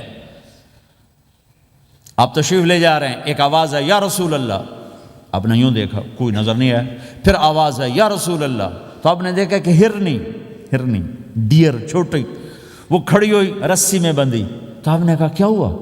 کہا جی آپ کا صحابی مجھے پکڑ کے لایا ہے، میرے چھوٹے چھوٹے بچے بھوک سے رو رہے ہوں گے، آپ مجھے چھوڑ دیں، میں بچوں کو دودھ پلا کے واپس آ جاتا، مجھے پتہ ہے میرے اللہ کی تقدیر میرے بارے میں کیا ہے۔ تو آپ نے کہا اگر تو واپس نہ آئی تو پھر؟ تو اس نے کہا مجھے اللہ جہنم میں ڈال دے۔ آپ نے اس کی رسی کھول دی، خود وہیں بیٹھ گئے، اس نے دوڑ لگائی اور پہاڑوں میں گم ہو گیا۔ تھوڑی دیر کے بعد وہ دوڑتی ہوئی آئی اور آ کے سر یا رسول اللہ میں حاضر ہو گیا۔ تو آپ نے اس کو باندھ کے وہیں آپ بیٹھ گئے نہیں۔ دیر کے بعد وہ صحابی آئے جنہوں نے اس کو شکار کیا تھا، پکڑا تھا، تو کہنے لگے، ان کا یا رسول اللہ آپ یہاں کیسے؟ کہ میں ایک درخواست لے کر آیا ہوں۔ کہ کیا؟ کہ یہ ہرنی مجھے ہدیہ کر دو۔ کہ یا رسول اللہ سب کچھ آپ کا ہے، کہ نہیں بس یہ ہدیہ کر دو۔ کہ یا رسول اللہ حاضر۔ تو آپ نے اس کو لے کر رسی اس کی گردن سے نکالی کہ جاؤ بچی اپنے بچوں کے پاس جا کے خوشی منا، سچ نجات دیتا ہے اور جھوٹ ہلاک کرتا ہے۔ ایک ہرنی جان کی بازی کھیل گئی سچ بولنے کے لیے، تم چند پونڈوں پہ جھوٹ بولتے ہو، ایمان کو برباد کر کے رکھ دیتے ہو۔ مسلمان جھوٹ نہیں بولتا، مسلمان دھوکہ نہیں دیتا، مسلمان کی زبان سے سخت بول نہیں نکلتا، کسی کو بے عزت نہیں کرتا، کسی کو کی بے اکرامی نہیں کرتا، کسی کا دل نہیں توڑتا، کسی کو ذلیل نہیں کرتا، خود سہتا ہے، اوروں کو خوشیاں دیتا ہے، خود دکھ سہتا ہے، اوروں کو راحت دیتا ہے، خود تکلیف سہتا ہے۔ یہ میرے نبی کے اخلاق ہیں، یہ میرے نبی کی زندگی ہے، اور یہ اسلام کا سب سے بڑا چیپٹر ہے اور سب سے مشکل چیپٹر ہے۔ جب میرے نبی نے لمبی نمازیں پڑھی تو اللہ نے روک دیا کہ میرے حبیب ما انزلنا علیک القرآن لتشقی، اتنی لمبی نماز نہ پڑھ کے تو تھک جائے۔ میرے نبی نے تبلیغ میں زور دکھایا تو اللہ نے روک دیا، فَلْتَذْهَبْ نَفْسُكَ عَلَيْهِمْ حَسَرَاتٍ، میرے نبی اتنا غم نہ کر کے آپ خود ہی آہیں بھرتے بھرتے آپ مر جائیں۔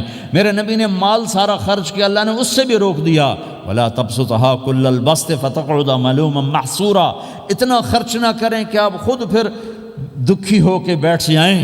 خرچ کرنا بہت بڑا عمل، تبلیغ سب سے سارے عملوں کا سردار عمل، تبلیغ سے بڑا کوئی کام ہوتا تو اللہ نبیوں کو دیتا، اگر تبلیغ سے بڑھ کر کوئی کام ہوتا تو اللہ نبیوں کو دیتا، گشت سے بڑھ کر کوئی محنت ہوتی تو اللہ نبیوں کو دیتا۔ 950 سال نوح علیہ السلام گشتی کر رہے ہیں، اور اللہ کی مان لو، اللہ کی مان لو، اتنا عظیم عمل کا میرے نبی درمیانہ نماز سب سے بڑی عبادت، میرے نبی درمیانہ کام، لیکن جب میرے نبی نے اخلاق اچھے کیے، دشمن کو معاف کرنا۔ لیکن ایک آدمی آپ سوئے ہوئے تھے، آپ کی تلوار لٹکی تھی، ایک آدمی آیا، اس نے آپ کی تلوار اتاری اور یوں ہماری پسلی میں، آپ اٹھ کے بیٹھ گئے۔ اب وہ قتل کے ارادے کے لیے آ چکا ہے اور تلوار یہاں ہے، کہتا من یمنعک منی، اب بول تمہیں کون بچائے گا؟ تو آپ نے مسکراتے ہوئے کہا اللہ، تو اس کے ہاتھ سے تلوار گر پڑی، تو آپ نے اٹھا لی، آپ نے یوں سیدھی کی، اب تو بچا، تجھے کون بچائے گا؟ وہ کہنے لگا مجھے تو ہی بچائے گا، وہ تو اللہ کو جانتا نہیں تھا، کہا بابا مجھے تو ہی بچائے گا۔ تو آپ کہتے ہیں اس کا سر اڑا دو، یہ نبی کو قتل کرنے آیا ہے۔ میرے نبی نے فرمایا کلمہ پڑھتے ہو؟ کہا نہیں پڑھتا۔ کہا جاؤ معاف کیا۔ یہ میرے نبی کے اخلاق ہیں۔ 20 سال جنہوں نے قتل کے منصوبے بنائے، مکہ والے، جب آپ مکہ میں فاتحانہ داخل ہوئے، ابو سفیان سب سے زیادہ آپ کو دکھ پہنچانے والوں میں پیش تو آپ نے ابو سفیان کو عزت دی۔ جو ابو سفیان کے گھر میں داخل ہوگا اس کو کچھ نہیں کہا جائے گا۔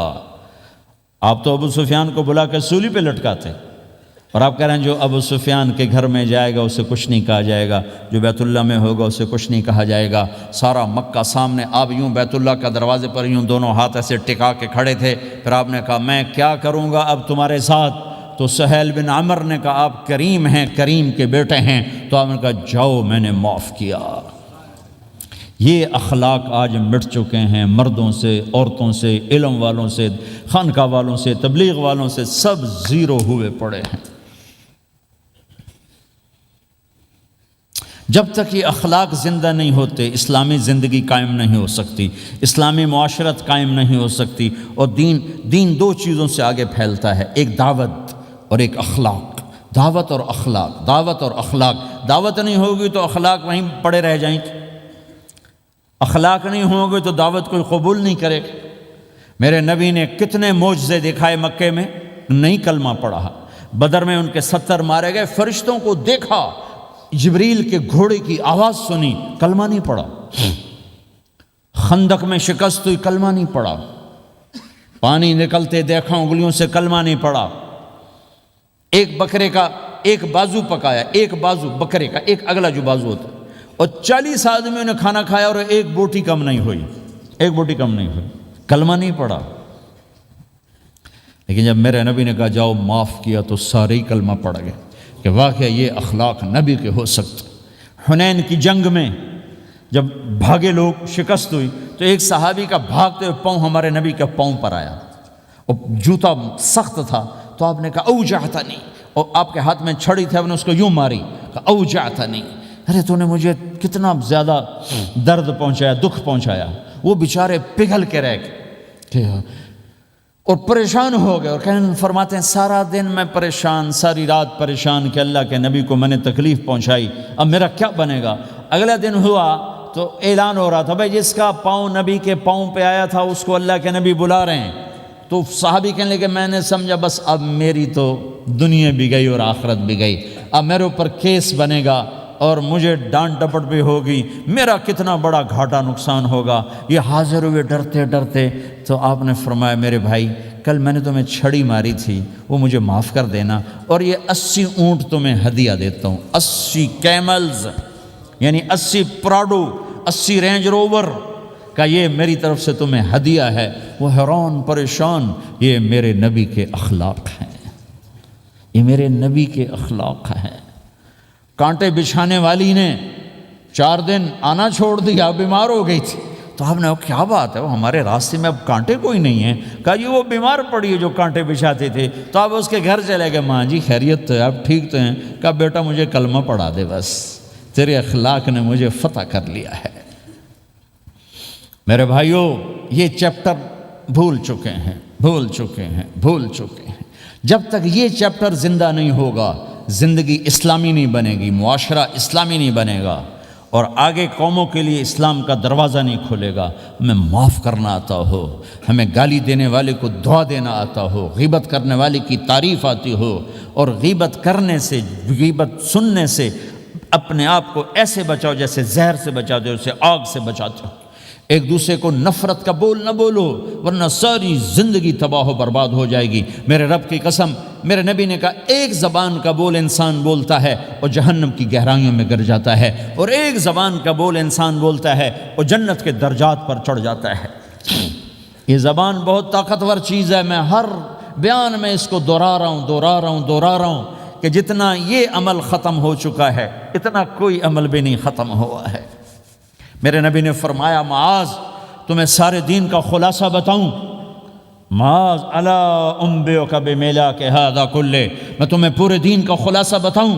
کون معاذ؟ کون معاذ جس کے ہاتھ میں علماء کا جھنڈا ہوگا؟ کون معاذ؟ میں ابھی مئی میں ان کے اردن اجتماع میں گیا، آگے ان کے اربد میں گئے، آگے وہاں ان کا مقبرہ ہے 18 کلومیٹر۔ میں گیا کمرے میں داخل ہوا تو سارا کمرہ خوشبو سے مہک رہا تھا، اور مجھے ایک شخص نے بتایا یہ خوشبو 24 گھنٹے یہاں آتی رہتی ہے۔ جن کو 18 ہجری میں انتقال ہوا، 1417 سال ہو گئے مرے ہوئے، اور قبر سے خوشبو آ رہی، خوشبو آ رہی، خوشبو آ رہی۔ اس آدمی کو سمجھایا کیسے اور بتایا کیا؟ معاذ تمہیں سارے دین کا خلاصہ بتاؤں؟ کہا جی بتائیں۔ تو آپ نے یوں کیا،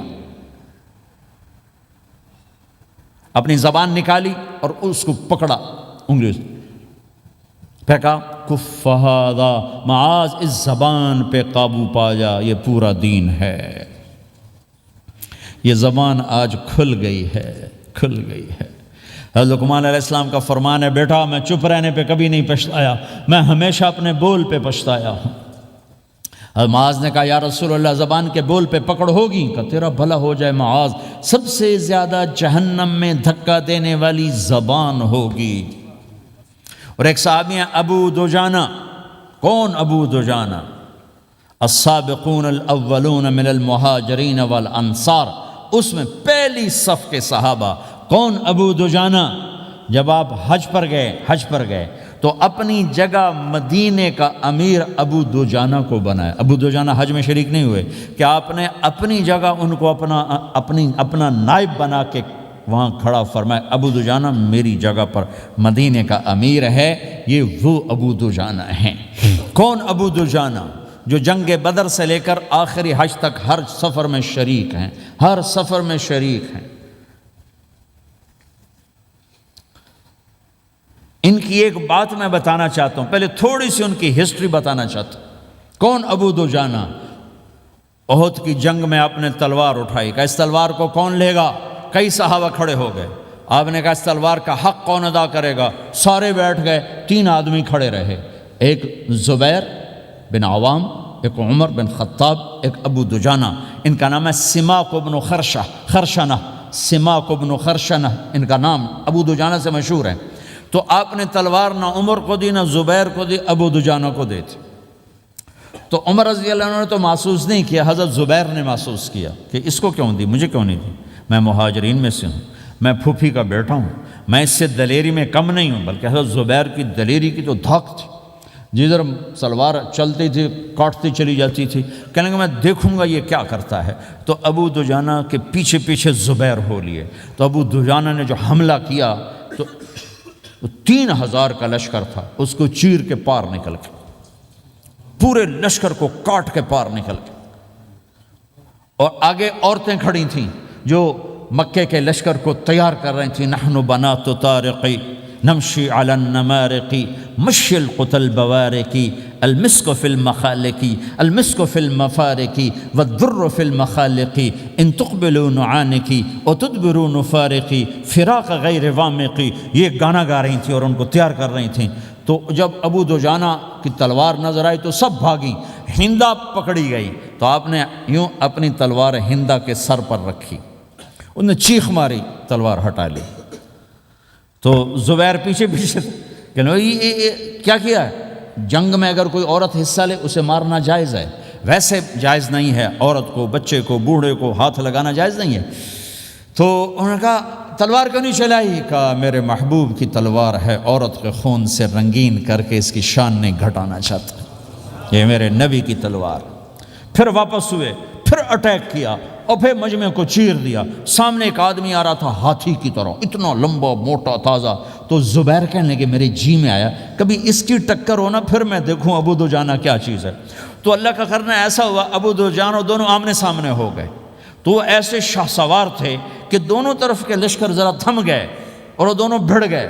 ابو دجانہ کے اپنے جوہر، اس پہلوان کے اپنے جوہر، غبار اٹھا، مٹی اٹھی، اور اس کی اپنی طاقت، ان کی اپنی طاقت، انہوں نے ابو دجانہ کو اس نے زخمی کر دیا۔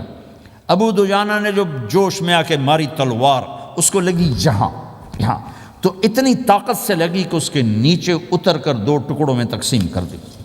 ماری تو ایک حصہ ادھر، ایک حصہ، پھر یوں دیکھا اور اپنے چہرے سے لوہی کی ٹوپی اتاری، کما ترا انا ابو دجانہ، کیا دیکھ رہے ہو؟ میں ہوں ابو دجانہ، تلوار صحیح لی ہے میں نے، غلط نہیں لی۔ یہ ابو دجانہ ہیں۔ اور جب شکست ہو گئی احد کی جنگ میں، اور پھر 10-12 آدمی نے آپ کو گھیرے میں لیا ہوا تھا، ان میں ایک ابو بکر تھے، عمر تھے، علی تھے، طلحہ تھے، زبیر تھے، سعد بن ابی وقاص تھے، اور سہل بن حنیف تھے، عبادہ قتادہ بن نعمان تھے، اور ابو دجانہ تھے رضی اللہ تعالی عنہم۔ ان میں سے ایک ابو دجانہ بھی تھے، اور یمامہ کی جنگ میں ابو دجانہ شہید ہوئے، یمامہ کی جنگ میں شہید ہوئے۔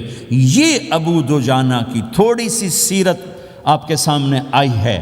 اس کے بعد اب آپ ان کے قول کو سنو تاکہ اس کا وزن آپ کے سامنے آئے۔ یہ بدر کے شریک ہیں، اللہ کے نبی نے کہا بدر کا صحابی جو مرضی کرے بخشا گیا۔ یہ صلح حدیبیہ کے شریک ہیں، اللہ نے قرآن میں کہا لقد رضی اللہ، میں ان سے راضی ہو گیا۔ یہ صحابی ہیں، اللہ نے کہا کلا وعد اللہ الحسنی، اے میرا نبی تیرے ہر صحابی کے لیے جنت کا وعدہ ہے۔ اور اب یہ کیا کہتے ہیں؟ یہ کیا کہتے ہیں لوگو؟ ان ارجع عملی عند، لوگو میرے پاس، ابو دجانہ میرے پاس بخشش کا سب سے بڑا عمل جانتے ہو کیا ہے؟ بدر نہیں، احد نہیں، حدیبیہ نہیں، خندق نہیں، خیبر نہیں، فتح مکہ نہیں، آخری حج نہیں۔ کیا ہے؟ کیا ہے لوگو؟ ان ارجع عملی عندی، میرے پاس آخرت میں بخشش کا سب سے بڑا عمل بس ایک ہے کہ ما آذیت احدا بلسانی، میں نے اپنی زبان سے کبھی کسی کو دکھ نہیں پہنچایا۔ ولا اجد فی قلبی غلا لاحد، اور میرے دل میں کسی کے لیے بغض کوئی نہیں ہے، بس یہ میری بخشش کا عمل ہے۔ تو بھائیو، نبی کے اخلاق میں دو چیزیں لے لو، ایک زبان سے کسی کو دکھ نہ دو، ایک دل میں کسی کا بغض نہ رکھو۔ اللہ کی قسم بغیر حساب کتاب کے جنت میں جاؤ گے۔ بڑے بڑے جنید بغدادی اور بڑے بڑے معرفت والے تمہیں دیکھتے رہ جائیں گے، تمہاری رفتار اتنی تیز ہوگی کہ تمہیں وہی پکڑ سکے گا جس کا یہ دو عمل تم سے زیادہ اچھا ہوگا۔ جس روڈ پہ رش ہوتا آپ وہاں سے گاڑی ہٹا لیتے ہو کہ بھائی ادھر نہیں جانا، ادھر رش ہے، وہ سائن وغیرہ آپ کو آ جاتے ہیں کہ بھائی ادھر بلاک ہے، ادھر نہیں جانا، ادھر جانا ہے۔ تو جہاں روڈ پہ رش ہوتا ہے تو قیمتی سے قیمتی گاڑی کی رفتار بھی آہستہ ہو جاتی ہے، اور جہاں روڈ خالی ہوتا ہے تو پرانی گاڑی بھی بھاگے جا رہی ہوتی ہے۔ ہمارے یہاں پرانی گاڑی ہوتی ہے نا، پرانی بسوں کے پیچھے لکھا ہوتا ہے نہ انجن کی خوبی نہ ڈرائیور کا کمال، خدا کے سہارے چلی جا رہی ہے۔ اور جس کے پاس ایسی گاڑی ہو، نہ انجن کی خوبی نہ ڈرائیور کا کمال، تو اگر اس کو روڈ خالی مل جائے تو وہ تو مرسیڈیز والے سے پہلے پہنچے گا، رینج روور والے سے پہلے پہنچے گا، بینٹلی والے سے پہلے پہنچے گا، رولز رائس والے سے پہلے پہنچے گا، جو وہ تو پھنسی کھڑی ہے اور اس کا روڈ ہی خالی ہے۔ تو میرے بھائیوں، یہ میں ایک مثال دیتا ہوں، عبادات کی روڈ پہ بہت رش ہے، نمازی بے شمار ہیں، روزے دار بے شمار ہیں، عمرے والے بے شمار ہیں، حج والے بے شمار ہیں، اور تہجد گزار بے شمار ہیں، علماء بے شمار ہیں، حافظ بے شمار ہیں، ذکر والے بے شمار ہیں، بہت رش ہے، تبلیغ والے بے شمار ہیں، لیکن جو اخلاق والا روڈ ہے نا، یہ خالی پڑا ہے۔ اس پہ موٹر سوزوکی پہ چڑھ کے آ جاؤ تو سب سے آگے نکل جاؤ، سائیکل پہ چڑھ کے آ جاؤ تو سب سے آگے نکل جاؤ، کہ روڈ ہی خالی ہے۔ اخلاق کا روڈ خالی ہے۔ غصے کو پینا، دکھ دینے والے کے سامنے، درد دینے والے کو خوشیاں دینا، گالی دینے والے کو دعا دینا، کرو تو صحیح۔ میرے رب کی قسم، اس میں وہ لذت ہے کہ ساری دنیا کی لذتیں تمہیں بھول جائیں گی اگر یہ لذت تمہیں مل گئی۔ پی جا ایام کی تلخی کو بھی ہنس کے ناصر، غم کے سہنے میں بھی قدرت نے مزہ رکھا ہے۔ اپنے لہو کے گھونٹ پی، زخم پہ زخم کھا کے جی، آہ نہ کر لبوں کو سی، عشق ہے دل لگی نہیں، سینے پہ تیر کھائے جا، آگے قدم بڑھائے جا، یعنی زبان حال سے کہہ دے کہ ہاں ستائے جا۔ آج اخلاق کوئی نہیں ہے، میں تو روتا پھرتا ہوں۔ تبلیغ میں نکلو نکلو نکلو، خانقاہوں میں ذکر ذکر ذکر، اور مدرسوں میں فقہ فقہ فقہ۔ کوئی تو اس سبق کو بھی، یا اور بھی دکھ ہیں زمانے میں محبت کے سوا، راحتیں اور بھی ہیں وصل کی راحت کے سوا۔ جس دن امت کے اخلاق زندہ ہوئے، آپ اسلام کی بہار دیکھو گے۔ اگر اپنے گھر میں خوشیاں لانا چاہتے ہو تو اللہ کی قسم بڑے گھر سے نہیں آئے گی، کوئی 5 لاکھ پاؤنڈ کی گاڑی سے خوشی نہیں آئے گی، کوئی بہت بڑا عالی شان بنگلہ بنانے سے خوشی نہیں آئے گی، تمہارے اخلاق سے گھر میں خوشی آئے گی۔ اگر بیوی کا سلوک تمہارے ساتھ اچھا ہے، تمہارا سلوک بیوی کے ساتھ اچھا ہے، اس گھر میں خوشی ہے۔ بیوی کا بول بدتمیز ہو تو خامند کی زندگی برباد، خامند کا بول بدتمیز ہو تو بیوی کی زندگی برباد، اولاد بد اخلاق ہو تو ماں باپ کی زندگی برباد، ماں باپ میں سختی ہو تو اولاد کی زندگی برباد، بھائی بھائی میں بول میں سختی ہو تو بھائی کی زندگی برباد، بہن بھائیوں میں سختی ہو تو بہن بھائی کی زندگی برباد، نیبر کے ساتھ سختی ہو تو نیبر کی زندگی برباد۔ میرے نبی نے فرمایا، ما آمن بی من بات شبعان و جارہ جائع، وہ میرے اوپر ایمان لایا ہی نہیں جو خود پیٹ بھر کے کھائے اور پڑوسی بھوکا ہو۔ واللہ لا یؤمن، واللہ لا یؤمن، واللہ لا یؤمن، 3 دفعہ اللہ کی قسم ایمان والا نہیں، اللہ کی قسم ایمان والا نہیں، اللہ کی قسم ایمان والا نہیں۔ کون یا رسول اللہ؟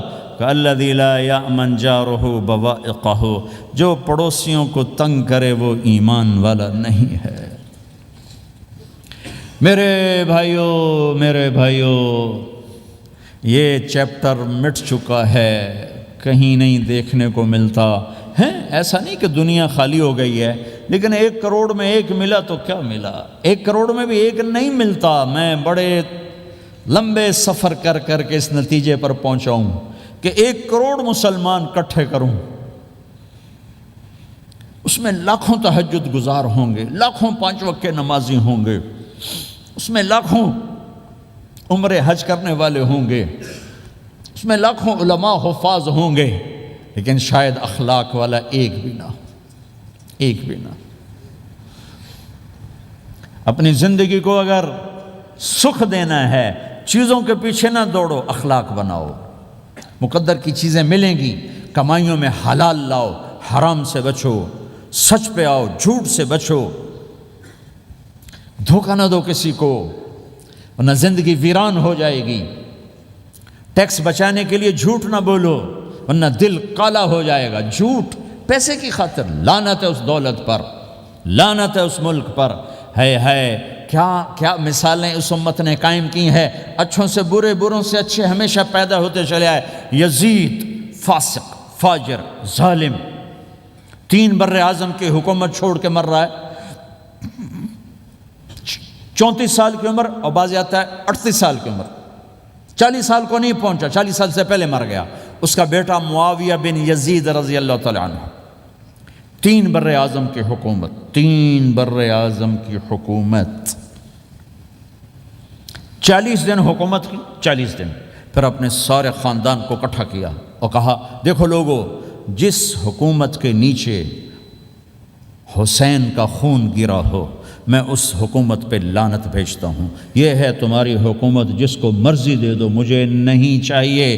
3 بر اعظم کی حکومت چھوڑ دی، صرف 22 سال کی عمر میں، 22 سال کی بھرپور جوانی کی عمر میں حکومت کو لات مار دی۔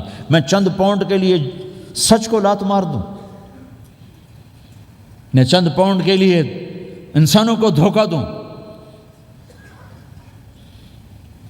تو بھائیو سچ کے عادی بنو۔ بڑا عالی خلق ہے سچ بولنا، بڑے عالی اخلاق ہیں لوگوں کو نفع پہنچانا، لوگوں کے سامنے میٹھا بنو، کڑواہٹ اندر رکھو، مٹھاس تقسیم کرو، پوری دنیا میں دین زندہ ہوگا۔ اس نقل و حرکت، یہ دعوت کی نقل و حرکت، میں بولٹن میں آج سے 31 سال پہلے بھی آیا تھا، 20 آدمی نہیں اکٹھے کر سکے تھے ہم، سارے دن کے گشتوں کے بعد۔ ایک گرجا مسجد تھا اس وقت، تو ہم کو 50 آدمی اکٹھے نہیں کر سکے تھے۔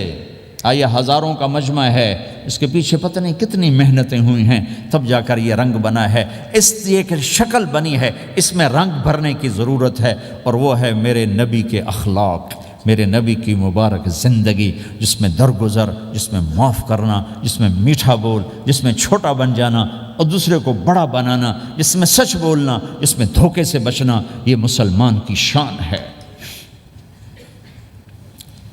تو ہمارے تو نوجوان یہاں کی لڑکیوں کو دھوکہ دیتے ہیں، پیپر بنانے کے لیے یہاں کی لڑکیوں سے شادی کرتے ہیں، ان کی زندگیاں برباد کر دیتے ہیں، اپنا ایمان خراب کرتے ہیں، ان کی زندگی خراب کرتے ہیں۔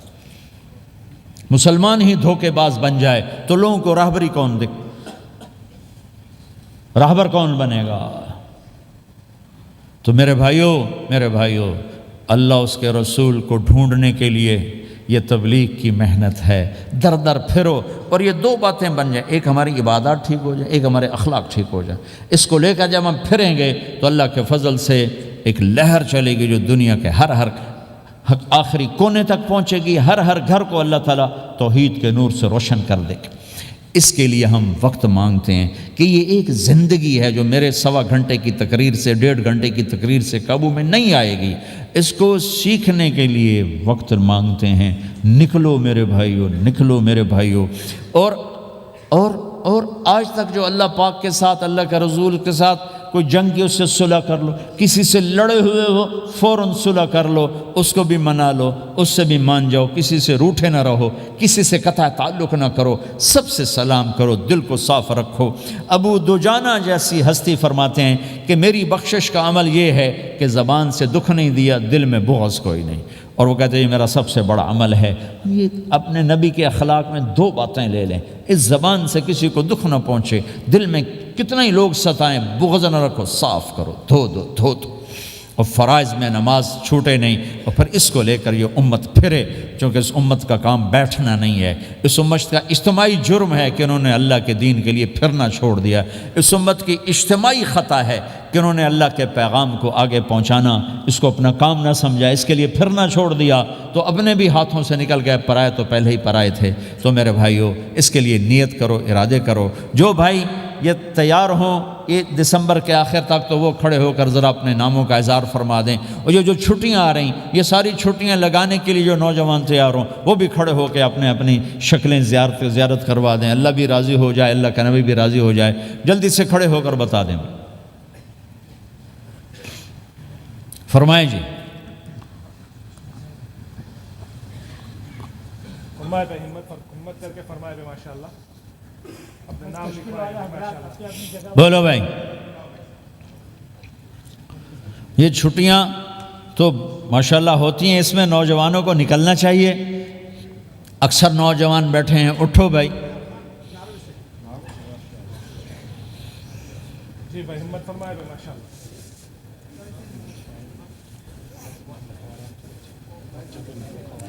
جلدی فرمائے بھائی، جلدی فرمائے۔ ایسے نہیں ہوگا، پہلے 4 مہینے دینا پھر سنوں گا۔ بیٹھ جاؤ، یہاں سوال نہیں کیا جاتا بھائی۔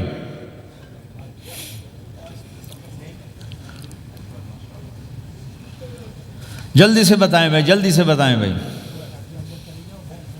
ان چھٹیوں میں کون نکلے گا اللہ کے راستے میں؟ ان چھٹیوں میں جو نوجوان تیار ہوں کھڑے ہو جائیں، ان چھٹیوں میں جو تیار ہیں چھٹیاں لگانے کے وہ کھڑے ہو جائیں۔ چھٹیاں اللہ کے راستے میں۔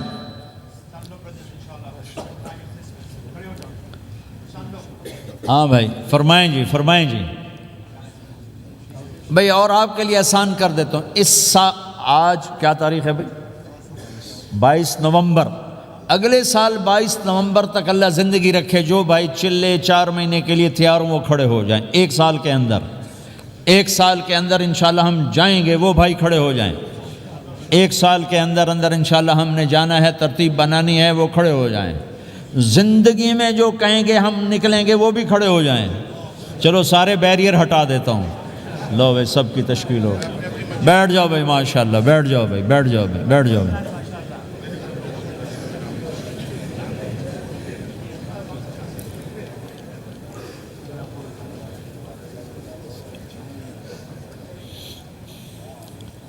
ہاں بھائی بیٹھ جا، میں دعا کرتے ہیں۔ دعا سے پہلے تھوڑی سی بات کرنا چاہتا ہوں، سن لیں پھر انشاءاللہ دعا کرتے ہیں۔ مسلمان کی زندگی چلتے پھرتے دعوت ہے، مسلمان کی زندگی چلتی پھرتی دعوت ہے۔ اگر اسلام ہماری زندگی میں ہو، عبادات ایسی چیزیں جو نظر نہیں آتی، اخلاق ایسے چیزیں جو چھپ نہیں سکتی۔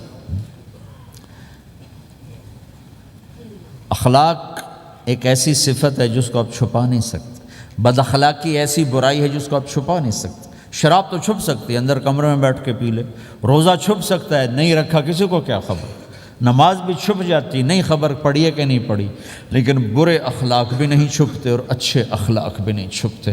ایک اچھے اخلاق خوشبو کی طرح مہکتے ہیں اور برے اخلاق گندگی طرح بدبو چھوڑتے ہیں۔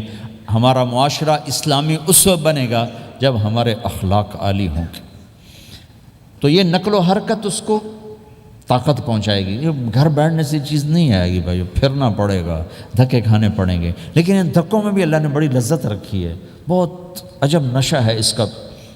جنید جمشید مجھے پہلی دفعہ ملا 97، جب وہ بہت بڑا اس وقت تھا، وہ لیجنڈ گلوکار، تو اس نے مجھ سے کہا کہ مولانا جس گلیمر کو پاکستانی نوجوان خوابوں میں دیکھتے ہیں وہ گلیمر مجھے فزیکلی حاصل ہے، لیکن میرے اندر اندھیرا ہے، روشنی نہیں، خالی ہے۔ کیوں؟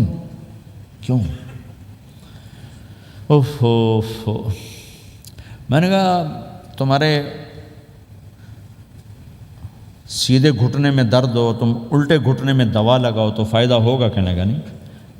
میں نے کہا اندھیرا تمہاری روح میں ہے اور تم روشن کر رہے ہو جسم کو، کبھی میوزک سے، کبھی کسی چیز سے، کبھی کسی چیز سے، تو عورت، شراب، میوزک، ان کا روح میں کوئی واسطہ ہی نہیں، یہ روح تک جاتی نہیں، ان کی پینیٹریشن جسم تک ہے اور جسم کو کنٹرول روح کرتی ہے۔ جب روح میں بھوک اٹھتی ہے تو وہ پریشانی میں کی شکل میں ظاہر ہوتی ہے. تم اللہ سے تعلق بنا لو، یہ سب کچھ ٹھیک ہو جائے گا. پھر جب اس نے 3 چیلے شروع کیے تو اس کا مجھے فون آیا. ہمارا ایک شہر ہے چھوٹا سا، زلزلے میں ختم ہو گیا تھا، بالا کوٹ. تو اس کا مجھے وہاں سے فون آیا کہ مولانا میں ایک پرانی مسجد میں ایک پھٹی ہوئی چٹائی پر لیٹا ہوا ہوں، اور جس سکون کو میں 5 سٹارز ہوٹل میں دیکھتا تھا، ڈھونڈتا تھا، وہ آج مجھے یہاں مل چکا ہے. اور مجھے یوں لگتا ہے میں ہوا میں اڑ جاؤں گا، میں ہوا میں اڑ جاؤں گا. کیا ہوا کہ اللہ سے تعلق بنا اور روح میں سکون آ گیا، ٹھنڈک آ گئی. تو ایک گناہوں سے بچنا اور ایک فرائض کو پورا کرنا، ایک اپنے اخلاق کو ٹھیک کرنا، یہ چند ایک کام ہیں جو کر لے گا اللہ اسے آباد کر دے گا. جہاں ہو نماز نہ چھوٹے، رمضان آ جائے روزے نہ چھوٹیں، زکوٰۃ فرض ہو جائے خوشی سے ادا کریں، اپنی کمائیوں کو حلال پہ لائیں، غلط کاغذات سے، غلط پیپر سے، غلط ہیرا پھیری سے پیسہ نہ بنائیں. یہ پیسہ تباہی کے سوا کچھ نہیں لاتا. اپنی حلال کمائی کرو، کہ میرے نبی کا فرمان ہے جو صبح سے شام تک حلال کمانے میں تھکتا ہے اس کے اس دن کے سارے گناہ معاف ہو جاتے. سعد بن معاذ بیٹھے تھے، ان کے ہاتھوں پر اللہ کے نبی کی نظر پڑی تو ہاتھ بڑے سخت تھے. تو آپ نے کہا سعد تیرے ہاتھ اتنے سخت کیوں ہیں؟ کہا جی میں اپنے باغ میں خود کام کرتا ہوں، اس سے یہ سخت ہو گئے. تو آپ نے سعد کا ہاتھ پکڑا اور ایسے چوما اور کہا اپنے بچوں کو حلال کھلانے میں بچوں کو حلال کھلانے میں جو ہاتھ ایسا ہو جائے گا اس پہ جہنم کی آگ حرام ہو جائے گی. کہ بھائیو حلال، جھوٹ نہ داخل کرو. چاہے کتنے بڑے مفتی فتویٰ دیں کہ ٹیکس بچانے کے لیے جھوٹ بولنا جائز ہے، میں کہتا ہوں نہیں، سچ. 2 سودے ہیں، ایک طرف چند 100 پاؤنڈ ہیں، ایک طرف سچ ہے. جس کو لینا ہے لے لو. سچ کو لوگے تو اللہ کے قدموں میں چلے جاؤ گے، اللہ کے حبیب کی چھاؤں میں چلے جاؤ گے، اللہ کی چھاؤں میں چلے جاؤ گے. جھوٹ، ہاں صرف جھوٹ بولنا جائز ہے. 2 بھائی لڑ پڑے، ان میں صلح کرانے کے لیے جھوٹ بولنا جائز. میاں بیوی لڑ پڑیں تو بیوی کو منانے کے لیے خامند جھوٹ بول سکتا ہے، خامند کو منانے کے لیے بیوی جھوٹ بول سکتی. اس کے علاوہ جھوٹ نہیں ہے. سچ کے ساتھی بنو. اللہ کی قسم وہاں سے رزق آئے گا جہاں سے وہم و گمان بھی نہیں. پھر آپ اس حکومت کو دھوکہ دیتے ہو جو آپ کی ہمدرد. ہماری حکومتیں تو خود بھی چور ہیں تو ان کو چور پڑے ہوئے، چوروں کو چور پڑے ہوئے. تمہاری حکومتیں تو چور نہیں ہیں تو تم پہ خرچ کرتے ہیں. ان سے بینیفٹ لینا ہو تو پیچھے ہو، ان کو ٹیکس دینا ہو تو کہتے ہو کدھر لکھا ہے شریعت میں ٹیکس دینا جائز ہے؟ کیا لکھا ہوا؟ آگے مفتی بھی بیٹھے ہوئے فتوے دینے کے لیے. جب ان سے نفع اٹھاتے ہو تو ان کو نفع پہنچاؤ، ان سے سہولتیں لیتے ہو ان کو سہولت پہنچاؤ. یہ تمہارے خرچ کرنے میں دیانتدار ہیں، ان کے ساتھ بددیانتی نہ کرو. مسلمان ہو اور دھوکہ، یہ 2 چیزیں جوڑ نہیں سکتے. اپنی عیاشی تھوڑی کم کر دو تو اللہ اس میں برکت دے گا. آپس میں کبھی اونچ نیچ ہو جائے فوراً صلح کرو، لڑائی پہ باقی نہ رہو کہ یہ ہم نے بات نہیں کرنی، ہمارا سلام دعا ختم. ایسا کبھی نہ کرو. اونچ نیچ ہوتی ہے لیکن فوراً صلح کرو. ماں باپ میاں بیوی کٹھے رہتے ہیں تو ہمارا سسرالی معاشرہ بہت سخت قسم کا ہے. ماں باپ اتنی مداخلت کرتے ہیں بچے میں کہ ان کی زندگی تباہ کر دیتے. ساس سسر بہو پہ اتنا حق جتلاتے ہیں کہ خامد کا بھی اتنا حق نہیں رہ جاتا، اس سے زندگی ٹوٹ جاتی. اگر سسر ہو بہو کو عزت دو، ساس ہے بہو کو عزت دے، بہو ہے ساس سسر کو عزت دے. لیکن اللہ کی قسم ساس اور سسر کا بہو پہ کوئی شرعی حق کوئی نہیں. میرے بچے کی شادی ہوئی، میں نے اپنی بیوی سے کہا بات سنو، ہم کسی کی بیٹی کو لے کے آ رہے ہیں، اگر ماں بن کے دکھاؤ گی تو میں یہاں اس کو لاؤں گا، اور اگر ماں بن کے نہیں دکھانا تو میں اس کو الگ گھر دیتا ہوں تاکہ ہم اس کی زندگی میں دخل انداز نہ ہوں، ہم ان کی زندگی کو خراب نہ کریں. اگر کسی کے پاس الگ گھر دینے کی وسعت نہیں ہے تو وہ خود تو الگ ہو سکتا ہے کہ نہیں ہو سکتا؟ ایک ہی گھر میں رہتے ہیں، الگ گھر کی وسعت نہیں تو دونوں باہر نکل جاؤ، بچوں کی زندگی سے باہر نکل جاؤ. اپنا ان پر حاوی نہ کرو ورنہ آپ خود بھی برباد ہو جاؤ گے، ان کو بھی برباد کر دو۔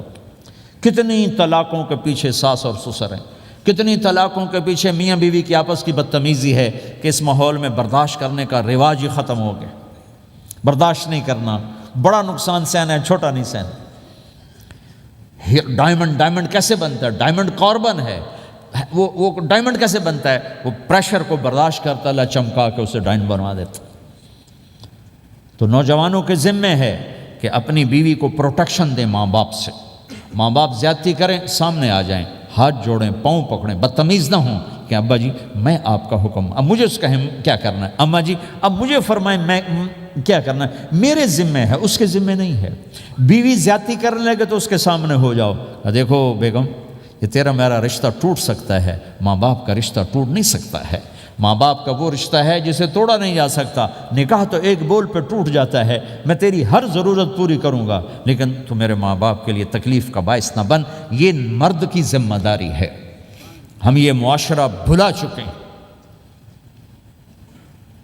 ہمارے پڑوسی ذمہ دار تھے، ان کے بچے کے نکاح میں گیا تو وہ مجھ سے کہنے لگے مولانا میری بیگم نے مجھ سے کہا کہ دیکھو ہم زندگی گزار چکے ہیں، اب یہ بچے زندگی شروع کرنے لگے ہیں، تو پہلے میرے بیٹے کے لیے الگ گھر بنا اور اس کی بیوی کی ڈولی کو وہاں لے کے آ، میرے گھر میں نہ لانا کہ ایسا نہ ہو ہم میاں بیوی بچوں کی زندگی خراب کر دیں۔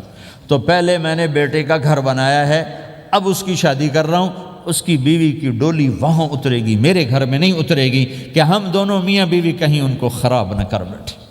تو ہر آدمی کے پاس تو اتنے وسائل نہیں ہیں کہ وہ الگ گھر دے، لیکن یہ وسائل تو سب کے پاس ہیں کہ ان کی زندگی سے نکل جائے۔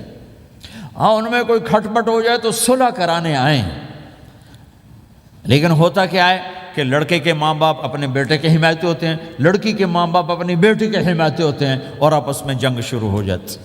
نہ یہ نیچے ہوتا ہے نہ وہ نیچے ہوتا ہے۔ نئی شادی ہوتی، زندگی گزارنے کا پتہ نہیں ہوتا، ٹھوکریں کھاتے ہیں تو ان کو سنبھالنے کی ضرورت ہوتی ہے، لیکن ہوتا کیا ہے کہ ماں باپ اپنے بیٹے کے کان میں نہ بیوی کی شکایتیں لگاتے رہے، یہ کرتی ہے، یہ کرتی ہے، یہ کرتی ہے، اور وہ بچی کو اس کے ماں باپ کہتے رہے یہ کرتے ہیں، یہ کرتے ہیں، یہ کرتے ہیں۔ زبان پر ٹیپ لگا لو تو آپ کی زندگی روشن ہو جائے گی، آپ کا جیون خوبصورت ہو جائے گا۔ اور کبھی اونچ نیچ ہو جائے تو معافی مانگو، فوراً معافی مانگو۔ میاں بیوی لڑ پڑیں اور پھر صلح کر لیں تو اللہ کو یہ عمل اتنا پسند ہے کہ ان کی صلح پر پچھلے سارے گناہ ان کے معاف کر دیتے۔ قرآن کی ایک آیت اتری ہی میاں بیوی کی لڑائی پر تھی۔ ایک خامد اپنی بیوی پہ بڑے ناراض ہو گئے، مسجد میں بیٹھے بیٹھے انہوں نے نیت کی گھر جاؤں گا اور بیوی کی ٹھکائی کروں گا۔ یہ انہوں نے نیت کی ہے، مسجد میں بیٹھے بیٹھے نیت کی گھر جاؤں گا میں انہوں چنگا لتر پھیرنا ہے۔ میرے اللہ تو آسمان زمین اللہ کے لیے تو سب برابر ہے دیکھنا۔ تو اللہ پاک نے اسی وقت قرآن اتارا، اسی وقت یا ایھا الذین آمنوا ان من ازواجکم و اولادکم عدوا لکم فاحذروہم۔ اے ایمان والو، بیوی بچے اولاد، عدوکم نہیں کہا، عدو لکم، بیچ میں لام لائے ہیں یہ بتانے کے لیے کہ عدو اصلی معنی میں نہیں ہے، یہ اس معنی میں ہے کہ اے ایمان والو تمہارا بیوی بچوں کے ساتھ ٹھیا ہو سکتا ہے، کھٹ پٹ ہو سکتی ہے، جھگڑا چھوٹا موٹا ہو سکتا ہے، کیا کرنا ہے؟ فاحذروہم، اس سے بچنا ہے، بڑھانا نہیں، بچنا ہے۔ کیسے بچنا ہے؟ ان تعفو، اس جھگڑے کو بڑھانا نہیں، مٹانا ہے۔ وتصفحوا، اس کا اثر دل سے مٹانا ہے۔ وتغفروا، پھر دوسرے کو معاف کرنا ہے۔ یہ تین کام میاں بیوی کرو، اگلا میں کروں گا، فإن اللہ غفور الرحیم، تمہارے پچھلے میں سارے معاف کر دوں۔ تو اگر اس مجمع میں کوئی بیوی سے لڑا بیٹھا ہے تو جاتے جا کے صلح کر، کوئی ماں باپ سے لڑا بیٹھا ہے تو جاتے جا کے صلح کر، کوئی ماں باپ بچوں سے ناراض ہیں جا کے خود مان جائیں۔ اس ماحول میں بچوں کو پیار سے لے کے چلنے کی ضرورت۔ میرے نبی کی زندگی محبت کا شاہکار ہے، ساری زندگی کسی کو ڈانٹا نہیں، ساری زندگی کسی کو ڈانٹا نہیں، اپنی وجہ سے، کسی پہ ہاتھ نہیں اٹھایا، اپنی وجہ سے۔ حسن فرماتے میں نے 10 سال اللہ کے نبی کی خدمت کی، ایک دفعہ نہیں کہا یہ کیوں کیا، ایک دفعہ نہیں کہا یہ کیوں نہیں کیا؟ تو بھائیو یہ خوبصورت زندگی ہے۔ آپ کے ہاں تو خادم نہیں ہوتے، سارا گھرانہ ہی خادم ہوتا ہے۔ تو میں پاکستان میں ہوں تو میں اگلا چیپٹر بیان کرتا ہوں کہ نوکروں کے ساتھ بھی اچھا سلوک کرو۔ وہ یہاں ہے ہی نہیں، تجھے آپ پہ ہی بانڈے مانجنے، آپ پہ ہی ٹوائلٹ صاف کرنا ہے، آپ پہ ہی گڈی صاف کرنی، ڈرائیور بھی آپ پہ تھے، مالک بھی آپ پہ، پٹرول بھی آپ پہ پاؤ بھائی، چنگا انگلینڈ ہے، پٹرول بھی آپ پہ پاؤ، ہوا بھی آپ پہ بھرو۔ 2.5 لاکھ کی گاڑی یا ڈرائیور آپ پہ، ہماری 2.5 لاکھ پاؤنڈ کی، ہماری 2.5 لاکھ کی سزوکی ہوتی ہے، ہمارا نوکر بیٹھا گاڑی چلا رہا تھا۔ نوکر تو اللہ کی بڑی نعمت ہے، تم اس سے محروم ہو۔ کچھ اس کے فائدے بھی ہیں، کچھ نقصان بھی ہیں، لیکن فائدے زیادہ ہیں۔ ہمارے بچے اتنے سست ہو جاتے ہیں کہ پانی کا گلاس کہو تو اٹھ کے ہی نہیں دیتے، وہ آگے نوکر کو بلاتے۔ میری اپنی میرے ابا جی مجھے کوئی کام کہتے، پتر جا میں نا انہوں صد کیا، تو میں جا ابا جی آندھے انہوں صد کیا، میں خود نہیں جاتا، ایسی سستی پڑ جاتی۔ یعنی تمہیں اپنی حماقت بتا رہا ہوں۔ سردی میں لیٹا ہوا تھا تو میری رضائی گر گئی، تو میں نے باہر سے نوکر بلایا، میں کہو بشیرہ او جی اور ہمیں نا رضائی میرے اتے پا، تو اپنا سنا رہا ہوں۔ لیکن آپ جہاں جاب کرتے ہیں، وہاں دیانتداری سے جاب کرو، دھوکہ نہ ہو، فریب نہ ہو، فراڈ نہ ہو۔ آپ بھی کہیں ملازم تو ہیں، کہیں کام کر رہے ہیں، کوئی آپ کی دکان پہ کام کر رہا ہے، گھروں میں کام کرنے والے، دکانوں پہ کام کرنے والے تو ہیں۔ اور جن لوگوں کے پاس پیپر نہیں ہوتے ان کو اتنے تھوڑے پیسے دیتے ہیں کہ وہ بیچارے روٹی بھی نہ کھا سکے، کہ بھائی یہ لینے چونکہ ان کو پتہ ہے یہ بیچارہ پھنسا ہوا ہے اور کہیں نہیں جا سکتا ہے۔ تو ایسا نہ کرو، یہ ظلم نہ کرو۔ اول تو ایسے لوگ رکھو نہیں، تمہارے لیے قانون اس کی گنجائش کوئی نہیں۔ لیکن اگر کوئی اس طرح رکھتا ہے تو پھر یہ ظلم نہ کرے کہ 100 کی بجائے 10 پاؤنڈ دے رہا ہو کہ بھائی لینے تو لے لو، اس کو پتہ ہے اس بیچارے نے کہیں نہیں جانا۔ ایسے ظالم نہ بنو۔ وہ ہمارے ہاں کرائسس چل رہا ہے بہت زیادہ، تو جو بیچارہ پھنس جاتا ہے نا تو اپنی پراپرٹی بیچنے پر آتا ہے، تو اس کی 1 کروڑ کی پراپرٹی کے 20 لاکھ لگاتے ہیں۔ میں گزر رہا تھا مال ٹاؤن میں، ایک دوست کے پاس ٹھہرا تھا، وہ پراپرٹی ڈیلر تھا۔ تو ہم صبح واک کر رہے تھے تو ایک گھر کے قریب سے گزرے، کوئی 6 کنال کا گھر تھا۔ مجھ سے کہنے لگا مولانا اس گھر کی قیمت ہے 24 کروڑ۔ 24 کروڑ کا گھر ہے فزیکلی، لیکن اس کا مالک پھنس چکا ہے قرضوں میں، اب اس کو بیچنا چاہتا ہے، تو 18 کروڑ سے اوپر 1 پیسہ نہیں کوئی لگا رہا، اور یہ اس بیچارہ بیچے گا، یہ 8 کروڑ کا لاس لے کر 6 کروڑ کا لاس لے کر بیچے گا چونکہ یہ پھنس چکا ہے۔ میں نے کہا اگر میرے پاس پیسے ہوتے تو میں اس کا 24 کروڑ کا گھر لیتا 30 کروڑ کا، کہ 24 کروڑ اس کے قرضے میں جاتے اور 6 کروڑ سے اپنا الگ کاروبار کر لیتے۔ مسلمان تو مظلوم کی مدد کرتا ہے، مسلمان تو دکھی کی مدد کرتا ہے، نہ کہ مصیبت زدہ کو اور لوٹ لینا، مرے نو مارے شاہ مدار، یعنی مصیبت زدہ پر اور مصیبت ڈالنا۔ بھائیو یہ وہ خوبصورت اخلاق ہیں، اپناؤ گے اللہ چمکائے گا، اللہ اس جہان کی عزت دے گا۔ اور ایک آخری میری بات ہے، بہت بڑا مجمع ہے، بہت سارے نوجوان نظر آ رہے ہیں، آج تک جو اللہ رسول سے جنگ کی اس سے صلح کر لیں، جو گناہ کی اس سے معافی مانگ لیں۔ ادھر ہم معافی مانگیں ادھر اللہ معاف کر دے گا، ادھر ہم توبہ کریں ادھر اللہ معاف کر دے گا۔ اور آپ تو ماشاءاللہ سارے بہت اچھے بیٹھے ہوئے ہیں۔ میرا ایک شاگرد ہے مولوی امجد، کراچی میں امام مسجد، اس کے پڑوس میں ایک عورت تھی، وہ لڑکیاں سپلائی کرنے کا کام کرتی تھی۔ کتنا ذلیل کام ہے، اور سال سے اس کے بیٹے سے اس میرے شاگرد نے دوستی لگائی اور میرے بیان کی کیسٹ دے دی، کہا بھائی یہ سن لینا، میرے استاد جی کی کیسٹ ہے۔ اس نے گھر میں جا کے لگا لی، اس کی ماں چلتے پھرتے کانوں میں آواز پڑ رہی ہے، آخر وہ آ کے بیٹھ گئی، کہنے لگی سنا، مجھے بھی سنا۔ تو اس نے سارا سنا، پھر کہا دوبارہ سنا، پھر سنا، کہا دوبارہ سنا، پھر سنا۔ تو کہنے لگی یہ کون ہے؟ کہا پتہ نہیں کون، تمہیں کس نے دی؟ کہا یہ امام مسجد نے۔ تو بچے کا ہاتھ پکڑا اور آ گئی دروازے پر، اس وقت لوگ تراویح پڑھ کے باہر نکل رہے تھے، کہنے لگے میں نے امام صاحب سے ملنا ہے۔ وہ آ گئے، کہا جی یہ کیسٹ آپ نے دی؟ کہا جی۔ یہ کون ہے؟ کہا میرے استاد ہیں۔ کیا نام ہے؟ طارق جمیل۔ اچھا، انہوں نے توبہ کی بڑی بات بتائی ہے، تمہیں پتہ ہے نا میرا کیا کام ہے؟ ہاں۔ کہا میری توبہ قبول ہو سکتی ہے؟ کہا کیوں نہیں اماں جی ہو سکتی۔ کہا ٹھیک ہے پھر میں اللہ کو گواہ بناتی ہوں، میری توبہ۔ اور اس نے مسجد میں آنا شروع کر دیا تراویح میں، 5واں روزہ ہے، اور دعا مانگتی ہے اللہ اگر میری توبہ قبول ہے تو مجھے اپنے پاس بلا لے، یا اللہ اگر میری توبہ قبول ہے تو مجھے اپنے پاس بلا لے۔ 29ویں روزے سجدے کی حالت میں اللہ نے اٹھا لی۔ ساری زندگی کام کیا؟ لڑکیوں کی سپلائی، اتنا بدترین کام، اور موت آئی رابعہ بصری جیسی۔ یہ ہے توبہ کا کمال، کہ اللہ کی رحمت سے کبھی نا امید نہیں ہونا چاہیے۔ اللہ کوئی تھانے دار نہیں ہے کہ اس نے چھتر پھیرنا ہے، اللہ کریم ہے، مہربان ہے، ہمارا دوست ہے، ہمارا رب ہے۔ تو جب کبھی خطا ہو فوراً توبہ کرو، فوراً توبہ کرو، انشاءاللہ ایک دن آئے گا کہ اللہ ہمیں اپنی توبہ پہ پکا کر دے گا۔ تو یہ نیت تو کرو سارے جتنے بیٹھے ہو، بوڑھے جوان، کہ پچھلے پر ہم توبہ کرتے ہیں۔ کرتے ہو نیت؟ کہو یا اللہ میری توبہ، پھر کہو یا اللہ میری توبہ، پھر کہو یا اللہ میری توبہ۔ اگر یہ آپ نے سچے دل سے کہا ہے تو آپ کو مبارک ہو، آپ کے سب گناہ معاف ہو گئے، سارے معاف ہو گئے۔ حقوق باقی ہیں، علماء سے پوچھ لینا ان کی ادائیگی کیسے کرنی ہے، گناہ سارے معاف ہو گئے۔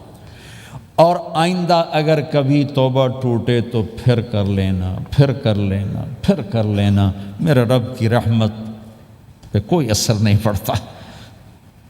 لن تبلغوا ضری فتضرونی ولن تبلغوا نفعی فتنفعونی، یہ میرے رب کی صفت ہے۔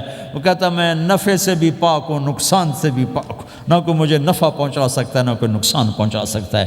تو میرے گناہوں سے اس کو کیا گھاٹا پڑتا ہے؟ مجھے گھاٹا پڑتا ہے۔ لہٰذا جب بھی ہم معافی مانگیں گے وہ خوشی سے معاف کریں گے، جب بھی توبہ کریں گے خوشی سے قبول کریں گے، ٹھیک ہے نا؟ سارے نیت کرتے ہو؟ درود شریف پڑھو۔ اللہم لک الحمد کما انت اہلہ وصلی علی محمد کما انت اہلہ وافعل بنا ما انت اہلہ انک اہل التقوی و اہل المغفرہ ربنا آتنا فی الدنیا حسنہ وفی الآخرۃ حسنۃ وقنا عذاب النار۔ یا اللہ ہم نے توبہ کی ہے، ہماری توبہ قبول فرما۔ یا اللہ اپنے فضل و کرم سے اس کو پختہ فرما، اپنی محبت دے، اپنے حبیب کی محبت دے، اپنے حبیب کی معرفت دے۔ اس سب نوجوانوں کو قبول فرما، اس پورے شہر میں بسنے والے اہل ایمان کو قبول فرما، اس مسجد مدرسے کو قبول فرما۔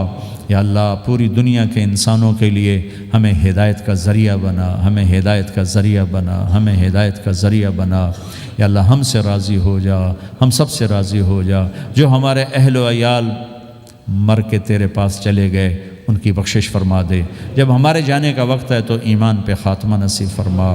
یا اللہ ہمیں بیماریوں سے نجات دے، دکھ دردوں سے نجات دے، قرضوں سے پریشانیوں سے نجات دے۔ ہمیں کشادہ زندگی عطا فرما، ہمیں حلال کشادہ رزق عطا فرما، جسمانی ایمانی صحت مقدر فرما۔ ہر قسم کے دکھ درد ہمارے جسم سے چن لے، ہمیں عافیت صحت والی زندگی دے، اپنی اطاعت میں تھکنے والا بدن دے، اور اپنے راستے میں خرچ کرنے والا مال دے، اور آپس میں الفت اور محبت دے، ہمارے اندر کے بغض نکال دے، حسد نکال دے، نفرتیں نکال دے۔ ہم سب سے راضی ہو جا اور ہمیں اپنے سے راضی کر لے۔ وصلی اللہ تعالی النبی الکریم، آمین برحمتک یا ارحم الراحمین۔ بھائی راستہ دے دینا، مسافہ نہ کر۔